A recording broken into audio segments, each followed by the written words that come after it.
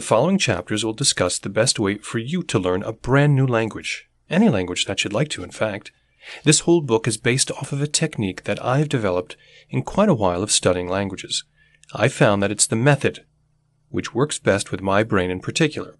The method is based around breaking down language learning into small, easy-to-learn chunks, understanding the core concepts underlying each and every language that you work with, as well as emphasizing the concept of immersion. I have a huge number of qualms with conventional language learning techniques. For a long time, the typical manner used to learn another language was to simply start from the very beginning. Language learning is like learning anything else, and frankly, if you're trying to teach a child mathematics, you don't teach them subtraction one week and then long division the very next, because long division builds off of other concepts that you've already worked with before. However, as a result of the information age, the language learning paradigm has dramatically shifted. It started with somewhat of a shift back in the 1990s when early forms of language learning software began to hit the market. And certainly one could always go to the local bookstore and pick up this or that book, and even get engrossed in various methods such as the Pimsleur method. If they wanted to be immersed, their options were either moving to the country of the language they wanted to learn, or special ordering of books, or watching Spanish television, if they were learning Spanish in particular. In other words, linguistics became a rather exclusive club. Today, though, you can just Google how to speak Korean or how to speak Danish and go from there. Even 20 years ago, though, that was hardly an option. So in the last 20 years, we've made astronomical strides in terms of language learning. Immersion-focused learning has generally been regarded, hands down, as the best and most effective way to learn a language. There are manifold reasons to this, but the biggest is that we are born to learn language. Think about it. The earth is absolutely full of creatures. Different species roam everywhere. The world is littered with different animals which took different evolutionary paths, and yet humans are the only ones with language.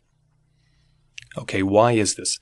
Well, because if we didn't have it, then frankly, we'd be at the bottom of the food chain.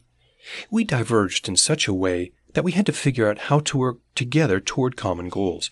We had to learn how to work together and to communicate. So, in a sense, your brain is not only driven to learn more languages, it's in fact explicitly motivated to learn language, whether it be early on in our lives or at a later point. We are made to learn and to speak a language. Saying anything else is terribly dishonest to ourselves. So the fastest way for us to learn languages is to immerse in it as much as possible, because such a method taps into those historic and prehistoric methods of language acquisition that we had to adapt to and still have to adapt to today, if not even more so due to the fact that society has gotten so advanced to the point that we literally cannot live without learning another foreign language. Because immersion is such a great way to learn a language, language learning methods which are centered around immersion have actually started popping up since the advent of the information age. An example of such is the extremely popular Benny Lewis Fluent in 3 Months program.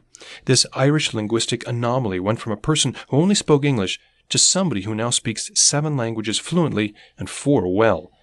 There are also numerous websites and applications which aim to teach one specifically how to use various languages, or vocabulary at the very least. As you very well may have guessed, we're going to be trying to implement these into our language learning process to some extent in a manner which we'll discuss more later. So, what exactly is this book's approach? Well, you may have bought it alongside my others, or you may have bought it as a standalone book. Its first purpose is to accompany my other books I've written as a means of offering you a surefire way to become an absolutely fantastic speaker of any language. However, its secondary purpose is to outline a cohesive method of language learning that will really help you to get to the bulk of the language that you wish to learn and descend to linguistic heights that you're only daydreaming of right now. So in that pursuit, here are the things which this book is going to attempt to do. First, you need to get into the mindset of language learning. So many people talk about how they can't do this or that. The rest of the book will be rather technical, but learning a language, as with learning anything else, requires a lot of dedication and, indeed, confidence in your ability to perform with it. The second thing that we're going to talk about is analyzing the key concepts of a language, recognizing its differences from your own rather than its similarities, and then indeed learning and applying the essential concepts of the language. If you've read or will read any of my other books, you'll notice that this is indeed a rather common motif that I express regularly. In my opinion, there is nothing more necessary and paramount when you're learning a new language than having a firm grasp on the grammatical concepts underlying said language. I'll discuss in greater detail why this is absolutely necessary in Chapter 2. The third thing that we're going to cover is the absolutely critical importance of immersion and how to use it to your benefit in order to build your knowledge of the language as well as your vocabulary. I heavily disagree with the academic method of teaching vocabulary to wishful language students by heaping it on them and making them memorize it for an upcoming test and then hardly using it again if it's not related to the next pertinently covered topic. But that's a grievance for another day. The fourth and final thing that we're going to cover and which makes up this method in an essential manner is the importance of usage. Usage is the point at which a lot of the previously talked about topics come together, and usage is what is actually going to teach you to speak and communicate in the language. Usage in some contexts will also naturally build your vocabulary, as well as reinforcing some bizarre concepts which may otherwise escape you, like the conjugation of irregular verbs. So, that makes up the 4 points of my language learning methodology. Study the history, break down the language, immerse yourself, and use what you've learned. It's very bare bones, and my presentations of these given topics haven't been as great due to the brevity with which I'm presenting them, but you've got my solemn guarantee that everything will click for you as you read this book just as it did for me. There are plenty of books on this subject on the market, so thanks again for choosing this one. Every effort was made to ensure it is full of as much useful information as possible, so please enjoy.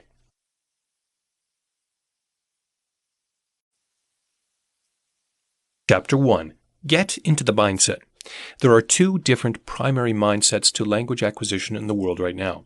There are more in other subjects, but the 2 most commonly encountered are the academic sort, the sort which has you sitting in a classroom, possibly all day, grilling you with vocabulary lessons and grammatical concepts in an academic context, and the immersive sort. These are the ones which are generally espoused by polyglots, so I think that taking time in order to establish how you can work within this framework is super important. I don't think there's anything explicitly wrong with the academic manner, but I do think it has its shortcomings as a form of language pedagogy intended for simple and natural language learning. The reason that we use classrooms in order to teach things, and we teach in such book-based ways in general, is that teaching the myriad lessons which are taught in an institution so demands that one have dedicated linear study. For a great many things this works well, mathematics, a musical instrument, chemistry, and so forth. But for linguistics it can work, but it's very far detached from our natural forms of language learning. What actually works best for linguistics, many have found, it's not a universal thing at all. Remember, but it's just the thing which works best for the majority of people is an immersion-based learning experience, okay? Or in other words, an experience where they're surrounded by the language and are practicing it not just in the context of tests and flashcards, but in the television they watch, the applications on their phone, the people that they talk to, and so on. I've spoken to a lot of people in my life who have tried to learn this or that language. They always tell me that I'm just not that cut out for foreign language learning or something like that. And you know what? It's absurd. I'm going to be honest. The traditional methods for language learning require a certain amount of passivity, and we aren't made to learn language passively. It's not something that we're created to do. And so when people are sitting in classrooms learning drab vocab, which may or may not be something they'll actually talk about, I can't help feel like there's a lack of proper action or motivation. Often, too, that's what will kill the person's ability to learn, an utter lack of motivation due to the fact that they couldn't care less about the thing they're learning. Now, let me make this clear now. Language learning is not easy. It can be made easier, but it's not easy. Saying that you expect to learn a language in a month or with only 10 minutes of practice a day is a lot like those diet pills that proclaim themselves to be some kind of snake oil that will make you shed 100 pounds in a year. It just doesn't happen, okay? So full stop. It is possible to learn a language very quickly in 2 to 3 months with absolute dedication and what actually totals out to be a lot of hard work, just like it's possible to lose 100 pounds in a year. However, it is not a passive activity. Now, language learning happens in 3 ways. 1, receiving input. 2, generating output. 3, receiving feedback and correction. It's through these 3 alone that you're going to learn a language. The input could be anything. It could be a gigantic For Dummies book that walks through every step of the language for beginners, or it could be a bare-bones explanatory sheet that teaches the person the basics before putting them on their own. The output happens in one way only, you personally creating the phrases from the concepts that you know and from the things that you know. This is the only way that output can happen. Receiving feedback and correction happens through somebody more proficient in the language than you are and correcting you on this topic or that of the language after hearing you speak. They could be anybody, from a teacher to a pen pal to a girlfriend who is fluent in the language. It doesn't matter. What matters is that somehow, in some way, you're getting it. So, with those aspects of language learning fleshed out, now what we need to settle is how we can get those. The fact is that a lot of people, and in fact a lot of traditional language learning systems, will put up a fight against these natural language learning mechanisms. But I refuse to do that. Here are the things that I'm going to emphasize from a standpoint of your demeanor toward language learning. Passion for the language. Connection to the content. Immersion rather than arbitrary rote memorization. Confidence in your ability to speak. Willingness to go out of your comfort zone. You need a passion for the language if you want to learn it. Even a fake one, if you have to conjure one up out of thin air. At the beginning, learning a language is going to be awful. You're not going to know anything. You're going to be extremely lost and confused. You have to care enough about the language that you're working with that can just make you keep going with it, even through rough patches and plateaus. Next, you need a connection to the content if you generally want to retain it. I find that in a lot of people, the only way for them to remember something is if they find that to some degree they care about it. This doubles up on the first point by reinforcing the idea that if you care about something, you're more likely to both work hard on it and to retain it. Then you need immersion rather than rote memorization, because immersion is going to teach you to use the language everywhere and use context to figure out new words and sounds. This is how we naturally learn our first languages, and it's how we can naturally learn even more if we manage to tap into that primitive light bulb notion of making things click and making gears simply turn. This builds upon the first and second points because I insist that you immerse yourself in topics that you care about and help you to seek them out. You need confidence in your ability to speak, not in your ability to speak the language. You're going to be awful at the language for a long time. You need to accept that. A long time could be any number of measures from a month to several years. You have to realize that your reinforcement and your feedback is only going to come by speaking to people you've never spoken to before in a language that you're not entirely comfortable in, by getting out of that comfort zone and getting comfortable being wrong, as well as by accepting that you will often flub up in seemingly simple ways. You will become a better speaker of the language even faster. Lastly, you need willingness to go out of your comfort zone. This is something that only you can give yourself. I can harp on how important this and that thing is, all that I want, but ultimately it's up to you to summon the willpower to actually make something happen for yourself in the context of language learning. You'll need to summon a lot of willpower. In fact, this method is fast and easy, but it's most certainly not a time saver. If you want to learn a language in 10 minutes per day, you should relegate yourself to barely knowing the language in 4 years' time. If you want to learn it faster, you have to accept that your entire world will be in that language now, to the extent that you can make it so. And you have to accept that you're going to be spending an hour or two working in that language, translating both to and from, and that's not even including any time that you spend talking to your tutor.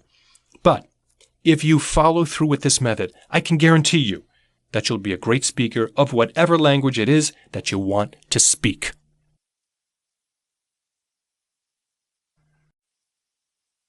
Chapter 2. Break down the language. This is the single most important part of this entire book. Regardless of how you decide to learn after this, whether you decide to go an immersive route or more traditional route, it will help you immensely in your journey if you break down the language that you're working with, as well as language in a general sense, so that you better understand exactly what you're working with. I'd liken it somewhat to building a house on uneven land. You're going to need a solid foundation in place, regardless of whether the house that you build on it is in the Gothic style, the colonial style, the Tudor style, or the Southwestern style. The foundation of your language will be built in two parts: understanding the concepts of language in general, which I'm going to help you with in this chapter, as well as understanding the concepts of language specific to your own, which is something that's going to require some time spent in personal study and reflection on the language. You also need this foundation in order to build whatever house you're trying to build. If you try to build a house without a foundation, it's going to fall apart, okay? And that's truer than pretty much everything for this super immersion-heavy manner of learning. If you don't set aside time in order to focus in and learn these basic building blocks of the language, you're not going to succeed, okay? Point blank. You will be weighed down by the intermediate difficulty of the sources you'll be surrounding yourself with, and you'll fail to understand a lot of the nuance involved with the language. See, the reason this works is because language serves a single purpose among people. It came about for one reason, and one reason solely, to communicate information, okay? And because of this, it is very good at that specific purpose. And language offers many nuances between them all in order to discuss the caveats of a basic situation. You can take a basic phrase, sure, but you can also add a lot of detail. The boy is tossing the ball could become the young boy is tossing a red ball to the dog while his mother sits on the porch and smiles. What I'm saying is that all situations have a logical conclusion based off of the things which we can deduce about it with our own senses. As a result of this, we can surmise that all language is, indeed, intended to refer to the situations which arise around us. And indeed, language does serve this purpose. Because language has served a common purpose, the structures that have developed are similar as well. Our cognition reduces everything to a logical ultimate, which is then expressed through words, even in languages which are unrelated.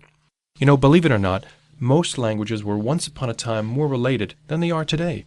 Due to the patterns of conquest and migration patterns, language would actually develop both outward and inward, and would change great volumes as time went on. And there are a lot of reasons for this. The languages which preceded the great changes are commonly referred to as proto-languages. The vast majority of languages in Eurasia can be traced back to Proto-Indo-European, also called PIE, or Pi. This language is by far the best understood proto-language. A huge number of languages in both Europe and Asia can be traced back to this lineage of languages. When you follow this lineage back and try to understand where and why each form departs, you're involved in what is actually a super interesting study, an inquiry into the origins and history of a great portion of language. So, because of this alone, a great number of the languages that you may desire to learn are related in some way or another down the line. Their syntax, of course, has definitely changed in some capacity or another since those days long ago, but that's just the natural march of language. Look, the point I'm trying to make here is that those languages have concepts in common, and the languages which aren't related in such a manner to Proto-Indo-European will still share many of these same features, just because they're simply required in order to form a rational thought or delineate any sort of idea. So what this means is that even if you want to speak something like Mandarin Chinese or Lao or Hebrew or Arabic, they'll still share these key concepts because the singular purpose of languages is to make logical inferences based off of events. At some point, every language evolved from a tribe of people needing to say things like, let's settle here, you need to milk the cow, how can we best grow this plant? There are migrating bison out to the west that we can kill. And you know, indeed, the vast differences between multiple languages sets you up for a great number of uniformities among them. This means that we can separate our language learning process into a lot of smaller and more malleable chunks that you can take advantage of and utilize one at a time in order to get a sound result. Next, learn the differences. This point can't be made enough. I've already made apparent that languages are contextually very similar. This means that if you spend a lot of time learning the similarities between a language, you're going to find a lot of them, a whole lot of them. I know this is a really easy mistake to make because when I first embarked on my language learning adventures, I started out by Googling what language is the easiest for a person to learn. My desire to be worldly and bilingual conflicted heavily with the amount of work I was truly willing to put out in return for such a thing. As I'm sure is no surprise, it really didn't work out for me. What I should have done instead of learning that was go within my comfort zone and ignore that any other language would be out of my comfort zone entirely. There's no reason to think that, because every language will be out of your comfort zone. When you're learning another language, there is no such thing as a comfort zone, because every language will differ from your own. This is to say that when I say to learn the differences, I don't mean at the theoretical level. You're not at all ready for that sort of thing just yet. Instead, just do a cursory review of things such as the Wikipedia article for the language. When you do this, you'll be able to see not only the history of the language, but also a few things about it. There are certain terms that will scare you or confuse you at first. For example, agglutinative, which means nothing linguistically to English speakers because English isn't agglutinative. But there will normally be, at the very least, a cursory explanation of the term within parentheses, or a link to the article on that concept itself, which will normally provide both an in-depth examination and cumulative overview of the topic. So why learn the differences before you get too into the language itself? Well, because that's how it works. You have to be prepared for whatever you may be facing. For example, if you're wanting to learn Chinese, it would suit you well to know essential things which cause it to differ from English. For example, it's a tonal language as opposed to English, which isn't. The meaning of words in Chinese can change drastically depending upon the tone in which you say the word. A person with bad tones in China sticks out like a sore thumb, though as a Westerner you'd probably get a pass for even trying to learn their language in the first place.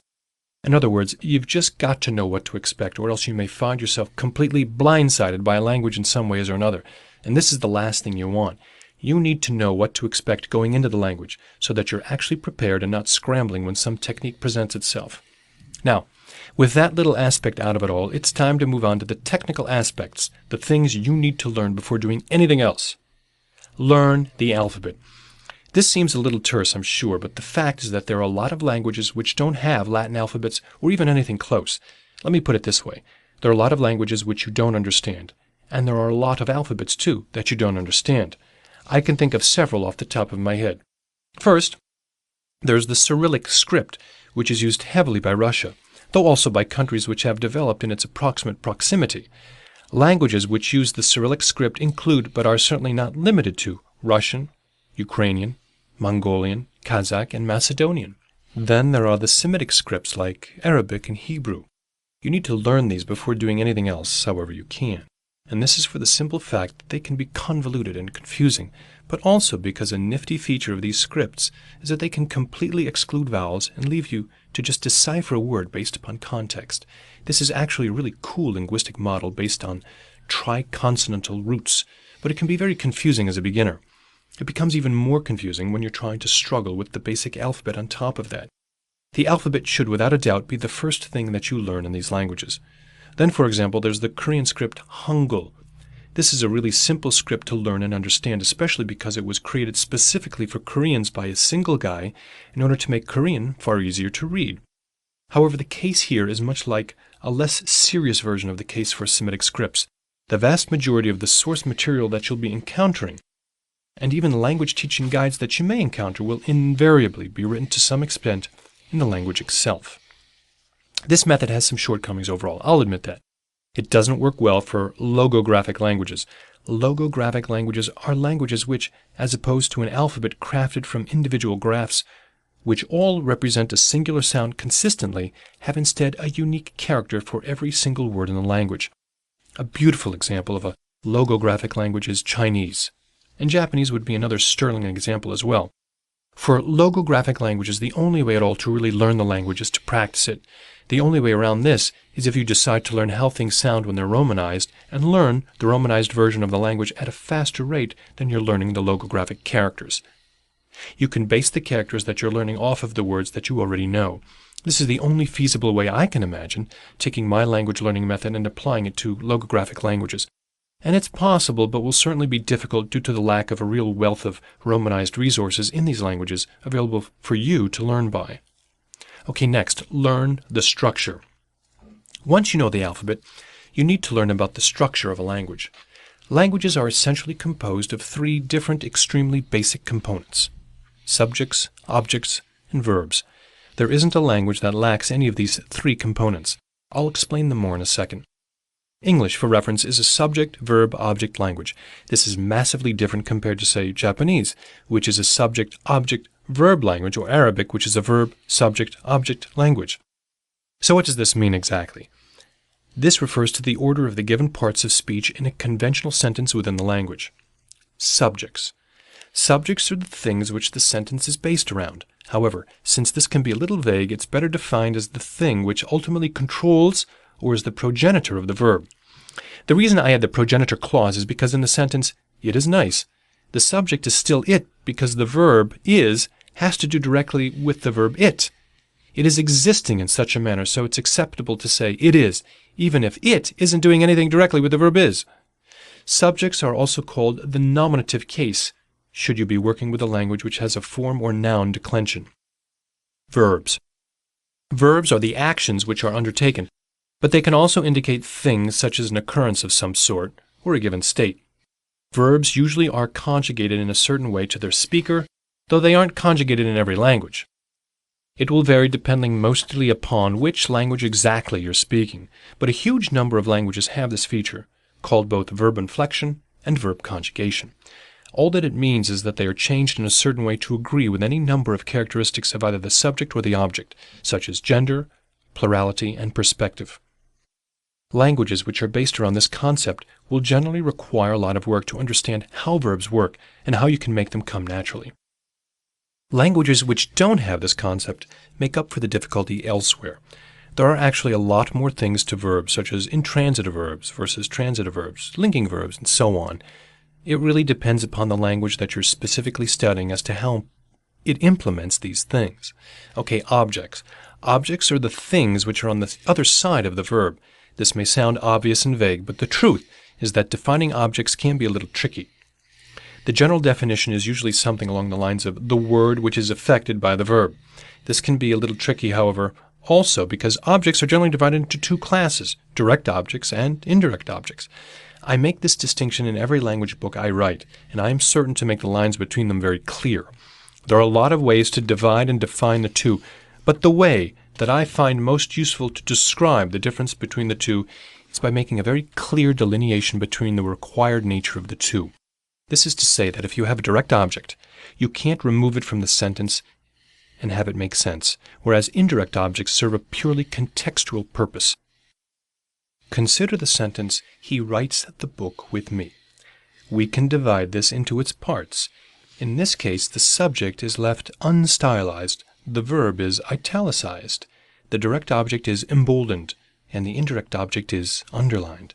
You can see easier now the relationship between the verb and the direct object. If you were to say, "He writes with me," it would make absolutely no sense at all.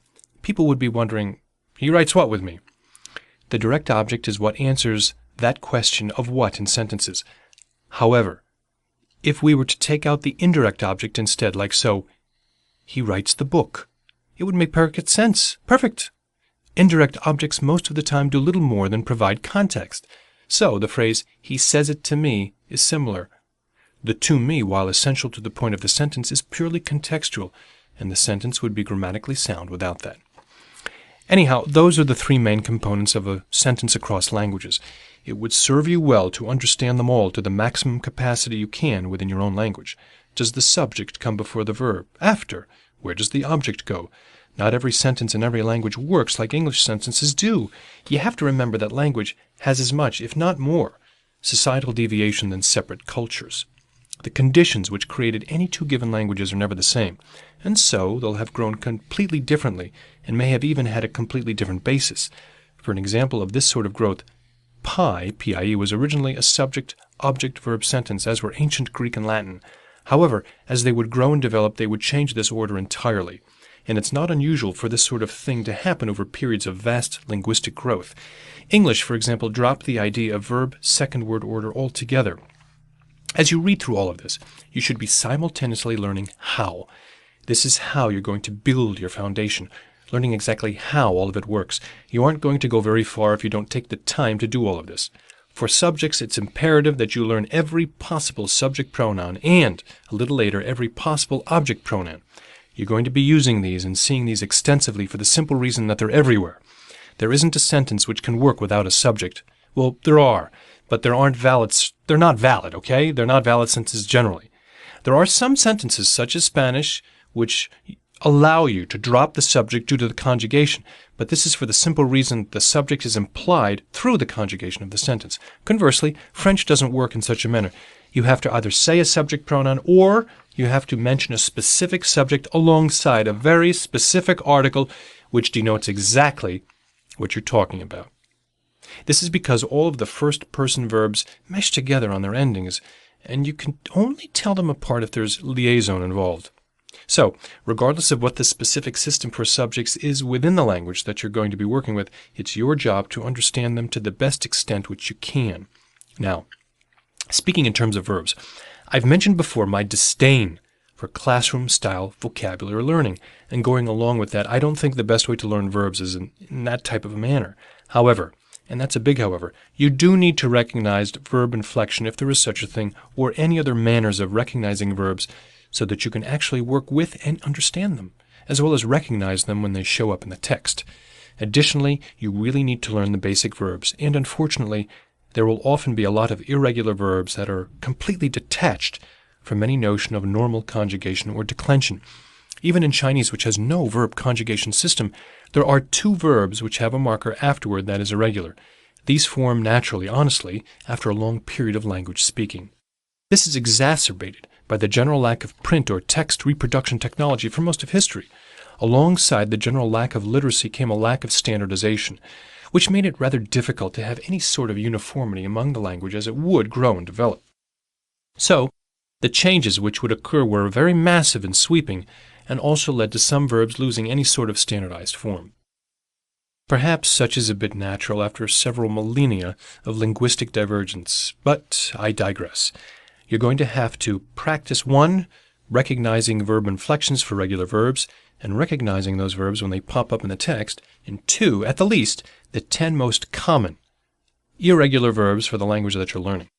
The only other trouble you'll run into in the sphere of verbs, if you do those two things, is understanding idiomatic expressions or phrases which don't mean expressly what they say they mean. An example of an idiom in English would be, "It's raining cats and dogs." Well, it's not literally raining cats and dogs, but it is raining quite hard if one says such a thing. With that said, though, if you follow the language acquisition tips that I outline in the chapter after this one, you should learn these idioms through your own personal translation efforts. When it comes to verb tenses, you don't have to know every single tense. It's worthwhile for you to learn the most common past tense and future tense if they exist, though. For example, in French, this would be the passé composé, and either the simple future or the futur proche, meaning close future.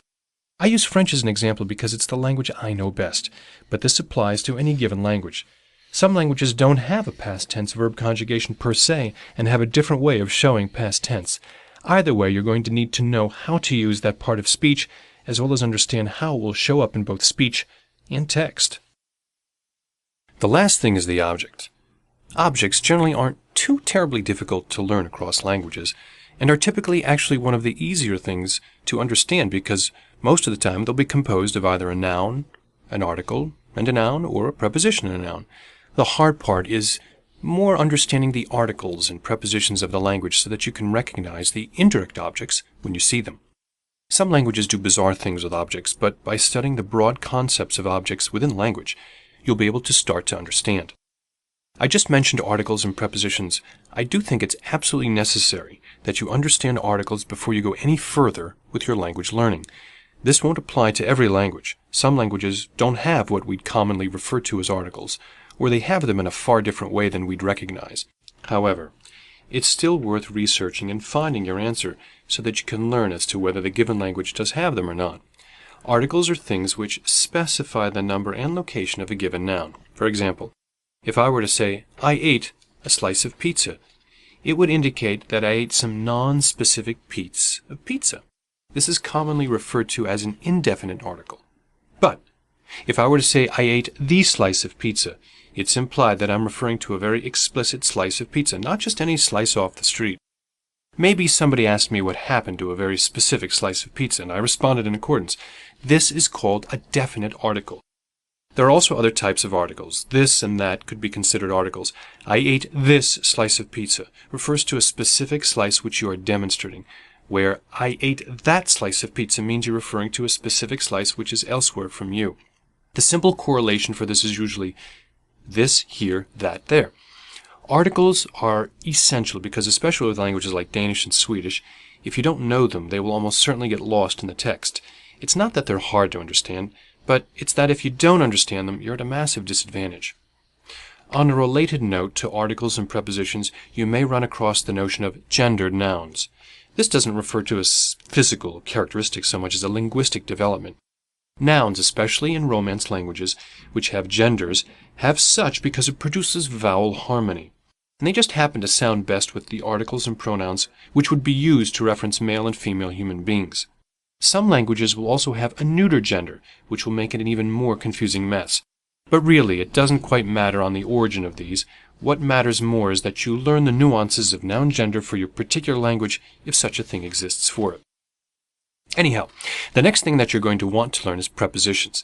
It's important to learn at least the most basic of prepositions because prepositions are what allow you to express yourself on a higher level. Prepositions open the door for not only idiom, but for phrases which allow you to imply or to explicitly state an object's location. Prepositions in English were always explained to me in grade school as places where a squirrel can go. A squirrel can go in, out, around, through, and so forth. It wasn't a perfect explanation, and it certainly is lacking in the proper nuance, but it does fit the bill pretty well. Some prepositions are absolutely essential, such as à in French. It's used for both location as well as a helping article in transitive verbs, and general things of that nature. You have to seriously take time to learn at least the most basic of prepositions in whatever language that you're trying to learn, so that you can better know what you're working with as you go forward. What's more is that you need to learn basic conversational phrases. This is because these vary from language to language, and it can be a little bizarre trying to translate some of them directly because a lot of them have no direct translation. Some of them have been the same for centuries, while other aspects of the language have changed, which can make it a really bizarre experience. So the best thing to do really is to learn them as their own unit. Learn things like hello, goodbye, thank you, and please, alongside how to get to a certain place and how to ask for help. The other plus side is that since you've already looked a great deal into the formation of verbs and subjects and objects, you'll be able to pick each out of the sentence and likely increase your vocabulary to a certain extent. The last thing that you really need to focus on picking up in terms of background knowledge is learning how to ask questions in the given language. This too will vary from language to language, and rather greatly at that. But asking questions is a major part of any conducive conversation. And on top of that, you're going to have to work with questions in order to ask people how to get around or for the help that you'll inevitably need. After you've built a solid foundation and you feel like you know the most essential parts of the language, well, even if your vocabulary isn't excellent, then you're ready to move forward into the immersive part of this method.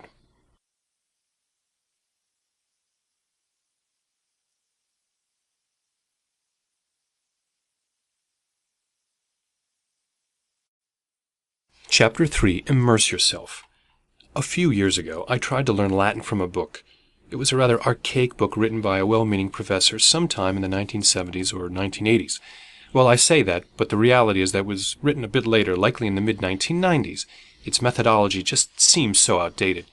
This is when I began to realize a lot of the structural problems of language learning and why people become so disenfranchised with it so fast. We already talked in Chapter 1 about how people tend to give up learning a language because it's just simply not for them. When they say this, I sigh, and not for them and not out of pity, but rather out of regret that we've managed to build a manner of educating people on languages that manages not to teach many people who fall into these languages learning classes, but rather to have them pass a test. It's my firm belief, as I've already said, that not only are people able to learn, but they're made to learn language. However, just as we tend to take the fun out of a great many things in academia, language learning itself has been relegated to being a book study-wrought subject rather than what it actually is, an opportunity to meet new souls that you've never met before, to talk to and intertwine with people that you've normally never would have because you don't even speak the same language. You see, language learning is actually a beautiful experience. By learning a language, you're allowing yourself to see into a whole new world of culture and alternative thought. Some places are a bigger departure from your customs than others, but every single place has its own unique story. What's neat is that language not only allows you to experience the story, but you also get some of this story from the language itself. My favorite example of this is Spanish. Spanish is a language of a territory in heavy dispute and intrinsic conflict for centuries. In their language, you find the culture of a great numerous conquests against the Spanish, most notably by the Arabs, who had taken control of Spain for some 3 or 4 centuries in the first and second millennium. This is evident in the fact that Spanish had actually adopted a huge number of words from those who had conquered them, Arabic words which would come to represent either new concepts in Spain or replace the go-to word for old concepts. Of course, these weren't entirely pervasive, but their presence is noteworthy nonetheless. If you were to open a Spanish dictionary and flip back to the opening pages, you'd see several pages of words which begin with al, which means they were more than likely taken from Arabic, which had an article al meaning the. So, how we managed to turn that into a dull classroom experience is beyond me. Language learning itself is little more than a door to a whole new world of experiences. Sure, the lock may be a bit difficult to figure out exactly, but the contents on the other side of the door make it worth it. That's beside the point, though. Language is an intrinsically social concept. It would make absolutely zero sense if you learned a new language to talk about something that you don't care about. So why would you try to go forward with learning a language if it meant doing so in a manner which you don't care about and frankly couldn't really care less about? It's an absolute recipe for disaster. What I propose to you instead is a method I've developed during my language studies which I refer to as usage-based vocabulary learning. There's actually another method and component to this whole lesson, passion-based immersion. Let me break it down. The whole idea behind this theory is rather simple. We learn best when we're actually using things that we learn. Likewise, for the vast majority of people who would be categorized as kinetic learners, they learn by active usage and reinforcement of concepts and scouring out solutions if they can't find them in the first place. What I've developed is a far more hands-on method to vocabulary increasing than what the norm is. Now, note that I'm not completely disowning the concept of traditional vocabulary learning, and it can, in fact, be beneficial. Rather, what I'm decrying is the idea of using solely traditional vocabulary learning and taking in heaps of words and then never using them again until a long time down the road. That will not work. My train of thought in developing this was actually based off an experience I had a while back while I was learning French, my first secondary language. I had been trotting along for a while, but hardly making any genuine progress. I had taken it all throughout high school and would occasionally dabble with it, but didn't make a lot of sense out of it. It sounds really small, but at one point I discovered that the United Kingdom equivalent to the United States word eggplant was aubergine, which reminded me of the French term I'd remembered some years ago but long forgotten, or at least certainly wouldn't have been able to recall. I suppose the association between the English and the French term jarred my recollection, but at that point I started thinking about how I remembered that word solely by making a connection, and I realized that past a certain point, the totality of language learning is the gentle art of making things click. It seems like a rather small incident, and it was for certain, but the consequences of it, the train of thought which resulted, made me get back to learning French by way of practicing it. If I ever needed a word, the beauty of the information age meant that I could just go to a website and find a nearly direct translation along with a sentence and comparative context. That was a huge boon to my ability to speak French well, and I realized that I was growing quickly and had made, on my own, a realization that every great language learner has made. Language learning, whether it be your first language or your fifth language, always occurs because you see or hear a word you don't know.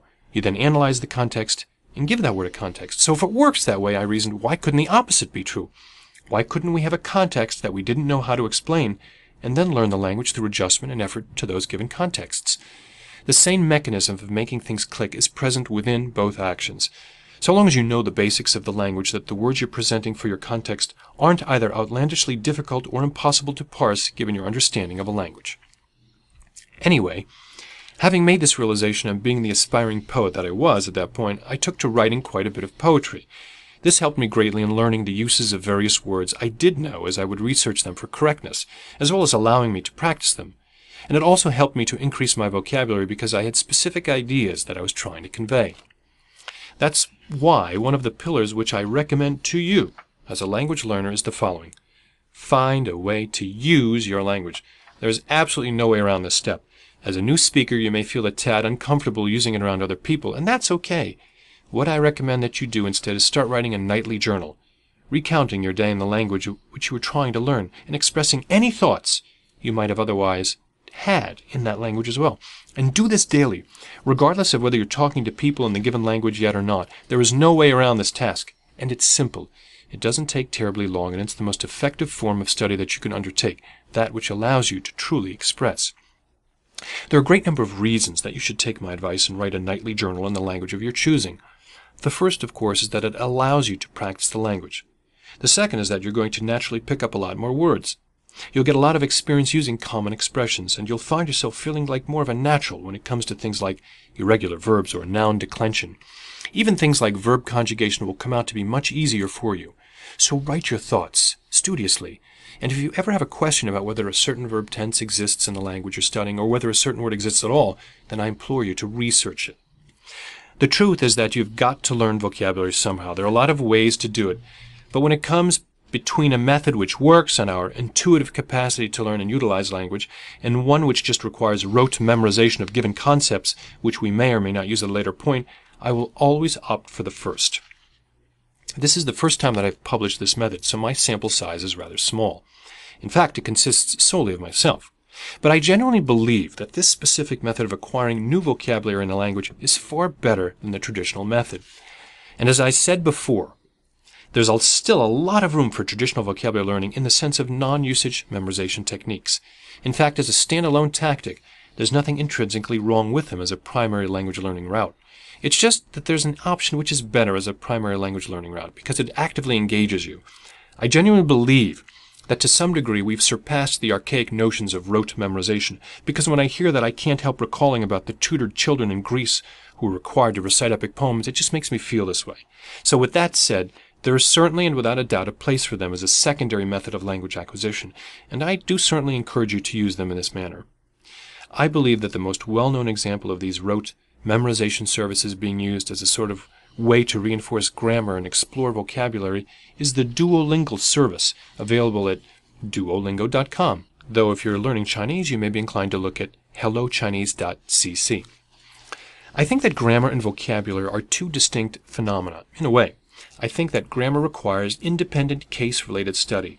You aren't going to remember how to form, for example, the imperfect tense in Italian if you aren't actively using it in any way. So you should research it as you need in your personal writings, and so that you're prepared to use it next time you need to.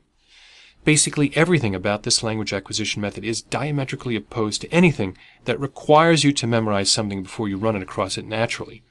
In other words, I don't feel like there's anything very organic about learning a language by remembering words on a page. And likewise, I think that since it's such an inorganic method of language acquisition, I don't think that people who decide to use this specific route of language acquisition are going to go terribly far at all with it. I know what you're thinking. If I wait to learn these things until I need them, well then how am I going to know how to use them when I need them?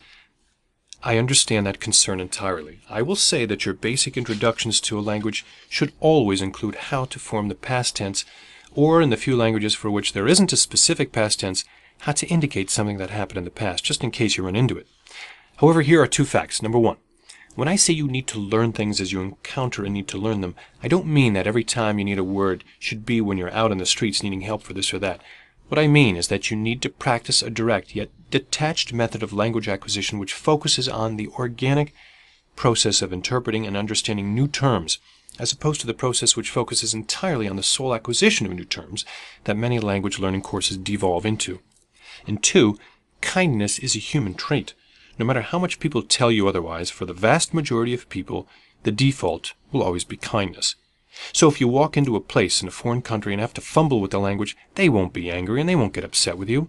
Learning somebody else's language is a show of respect, not disrespect, and they will only respect you and try to help you for learning their culture. Most people are proud of where they come from to some extent or another, and anything that gives respect paid to the culture where they come from and where they call home is kindly looked upon. So there's nothing wrong with speaking a pidgin version of a language or hardly knowing how to conjugate verbs. The reason I say all of this is to articulate why I don't think that programs like Duolingo are great if they're the only source that you're working with. I just feel as though they fail in an essential way. If you are working with two concepts which beg development on their own accord, well then the experience of learning both is diluted. So I'm sure at this point you're skeptical. This isn't a little bit of a bizarre way to learn a language, I understand, but try it, and you'll understand. Now let me move on to the other part, which will hopefully clear up any residual concerns that you have about the language learning process I'm suggesting, and the reason this chapter is called Immerse Yourself. There are two sides to immersion, ingoing and outgoing. Outgoing is what we just talked about, the actual private usage of the language in order to develop your ability to speak in it. This is one essential part of this paradigm of language acquisition. The other part then is obviously incoming immersion. These are the influences in the language that you're taking in from the outside. Language learning ideally should include a beneficial balance of both of these. I frankly have yet to figure out exactly what this balance should be, though. So, what in my eyes makes up incoming immersion? Well, that's anything that you experience in the language that allows you to make sense of something. These are things which act on those make-it-click mechanisms in our brains in order to connect certain lines between words and meaning in the new language. There are a lot of ways that you can actually achieve this. The first is rather obvious. Change the language of your phone and computer to the language you're wishing to learn. This specific suggestion may work better for languages in the Indo-European language family, as it's much easier to extrapolate the meanings of vague phrases when they have a similar formation.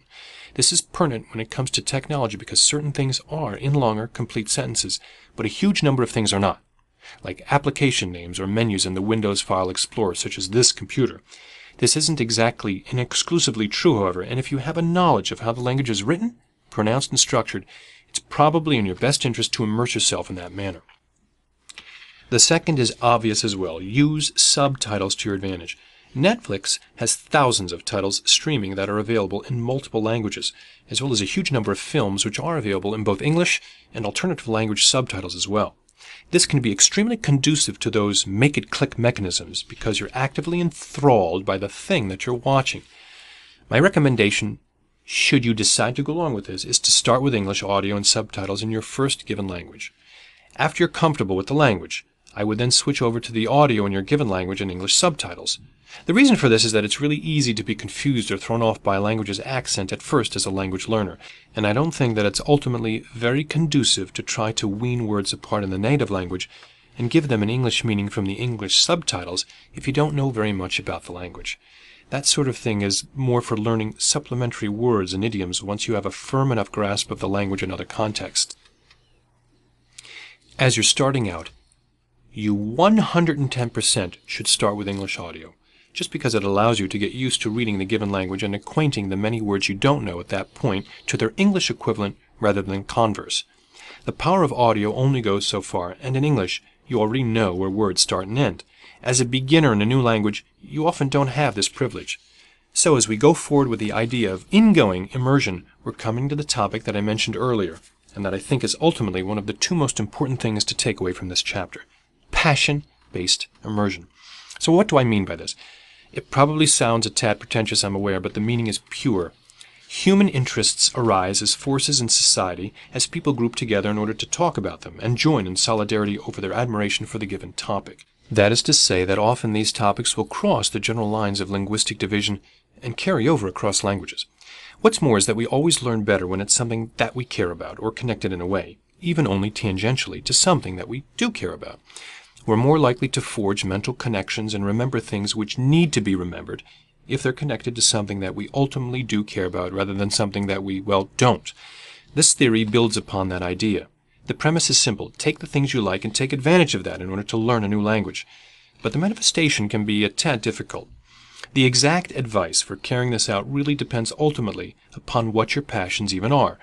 Regardless of what they are, the chances are much better than the converse that the region where the language you're learning is either spoken currently or has had a presence before, and that will have some sort of connection to the topic. For example, let's take World War II. A lot of people are greatly interested in World War II as a general topic. By learning French or Russian, you could read about the events from either a French or a Soviet perspective, respectively. I guess the point I'm trying to make in this instance is that earlier I mentioned that learning a language opens the door to a lot of culture. Well, by this point, I've already enumerated many times over how important being passionate is to the idea of language learning and how much it will help you.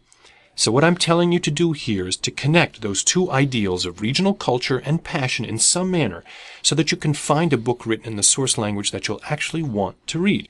Every night, translate either a page or a paragraph, depending upon how big the book is and how much time you have to dedicate to it. At first, you're going to be fumbling around a lot and encountering a lot of words you don't know. That's absolutely fine, and frankly, it's to be very expected.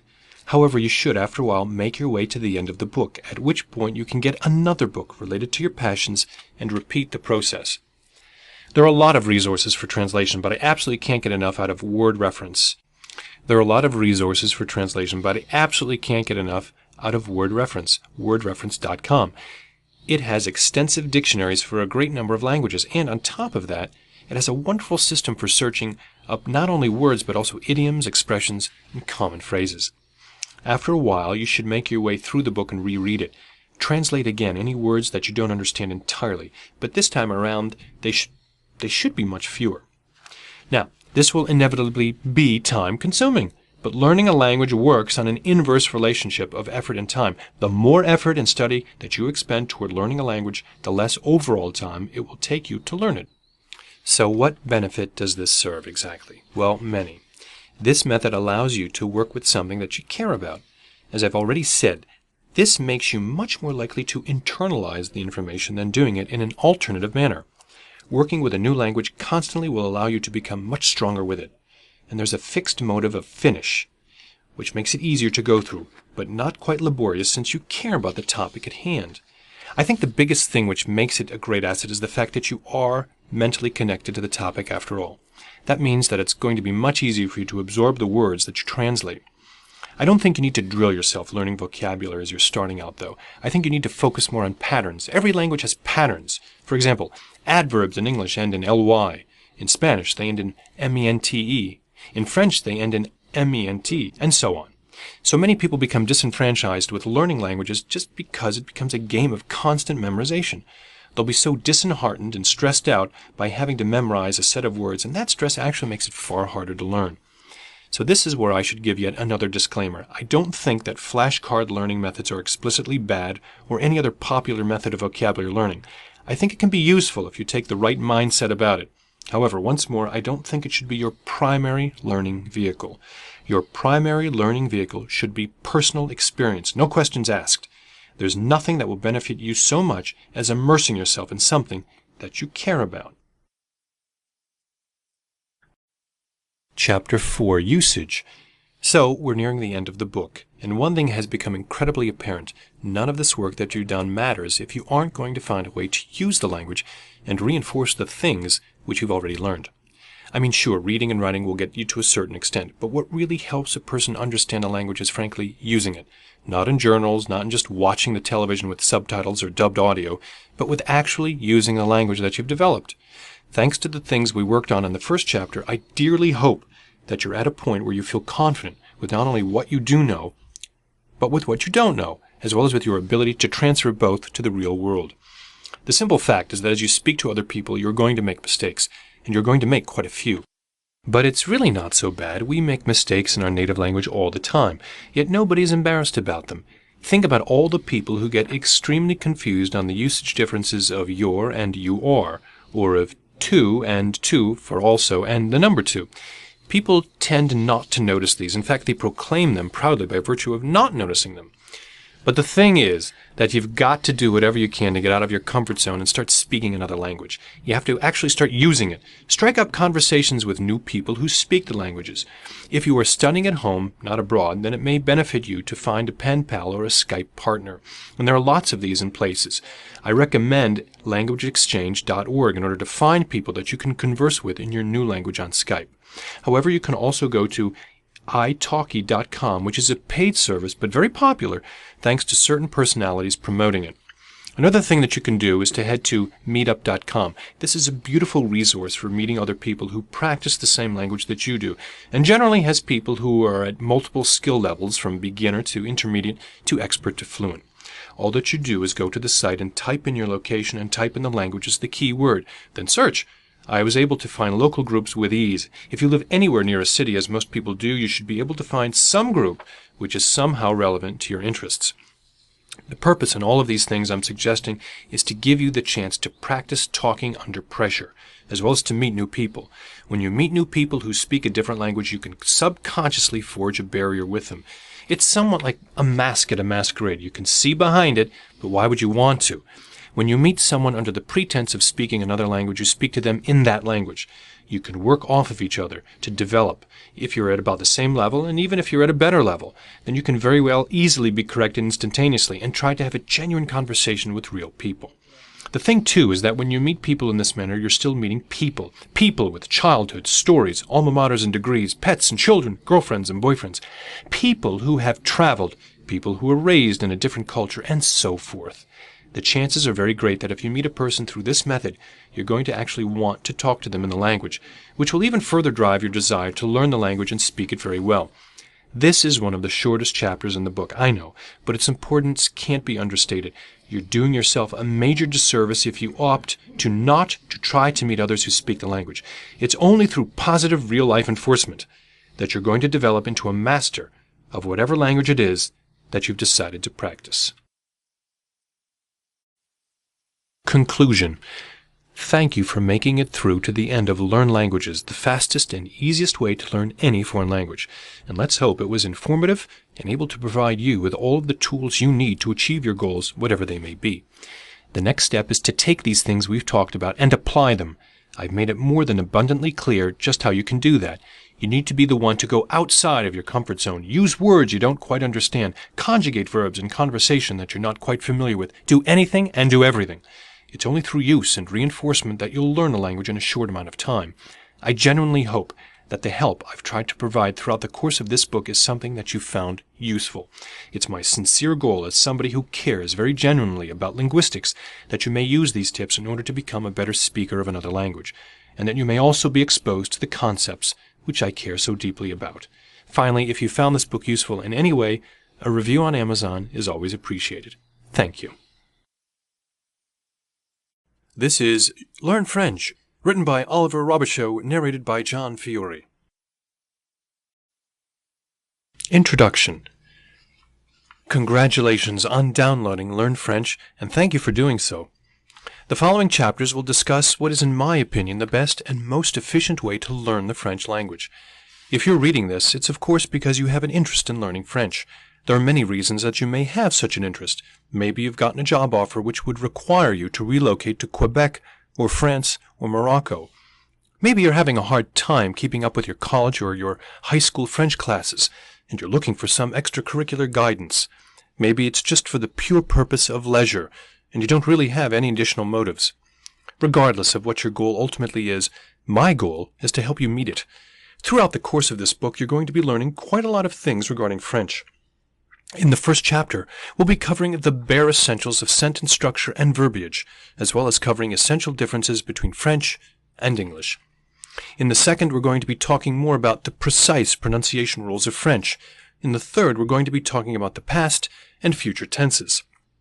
The fourth chapter is going to be talking more about direct and indirect object pronouns, while the fifth is going to discuss higher-end grammatical concepts. The fifth chapter is going to discuss basic French conversation also, and give you some useful phrases for travel. There are plenty of books on this subject on the market, so thanks again for choosing mine. Every effort was made to ensure it is as full of as much useful information as is possible, so please enjoy. Chapter 1. French. How does it work? So many people all the time everywhere make an extreme error in learning languages. It's because they fail to look at it in the context of a language and instead try to turn it into a game of memorization. Well, this just doesn't work. There are good and bad ways to learn a language, and if at the end of the day all you have to show for yourself are a few phrases memorized off of some flashcards, well then frankly, you're learning the language in a bad way. I've been trying to communicate how to learn languages for a very long time, and I'm still having a hard time determining whether I think language learning is an art or it's a science. Regardless, the truth is that there is no one perfect way to learn a language because we all learn in terribly different ways, which makes it nigh impossible to pin down one singular way which would mostly work for all of us. However, there are certain natural mechanisms for picking up languages that people of average intelligence and even greater can utilize in order to pick up a language easily. We don't come out of the womb learning a language. We come out as a blank slate. We have the ability to speak a language, but it's unformed. A baby born in China will learn a form of Chinese, and a baby born in England will learn English. Babies, though, can't read flashcards, and while our natural propensity to learn a language demonstrably goes down as a person ages, there are numerous reasons for this which aren't normally accounted for. A child has to learn a language in order to survive and to communicate, and has an easy time learning a language due to the fact that it's completely immersed in it. There are language gurus out there who are polyglots because they put themselves in similar situations in order to learn a language. They immerse themselves nearly entirely in the language by traveling from place to place and making it so that they have to speak and understand the language to survive and to communicate. Now, it's likely not feasible for you to get up and relocate to Quebec or France just in order to learn French, but that's not to say that we can't trigger the same sort of intuitive language learning process that these language learning gurus and these children are tapping into. In other words, this entire method is based around the idea that if you have the proper springboard and the proper background, you can do any number of things with the language that you wish simply by naturally self-guiding yourself into the immersion method and using, actively, the language. My goal in this book isn't to give you a vocabulary list to memorize, nor is it to give you a precise grammatical explanation of every single thing, but rather it's to help you streamline the natural language learning process so that you don't, forget every last thing that you learn in the process of reading the book. The way that they taught you to learn languages in high school was wrong. Cut and dry, 100%, it was not the right way to go about it. Well, it was and it wasn't. It was right in some capacities. You likely had to listen to and repeat phrases in the class, which was solid basic immersion. But the idea of regurgitating vocab words onto a test is bizarre and ludicrous, and just a way to ensure that you forget the very words you learned. The only way to avoid this sort of situation is by actively using the vocabulary and words that you've learned. But the reality is that a lot of high schools, especially ones with less funding, don't try particularly hard with their pen pal projects or anything of that nature. Anyhow, the purpose of this book is to streamline the process of learning a language intuitively. There are a few different ways in which I'm going to try earnestly to do this.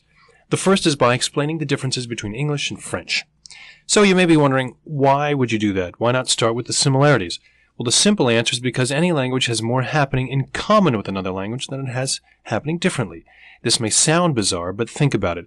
Every language is just a form of communication.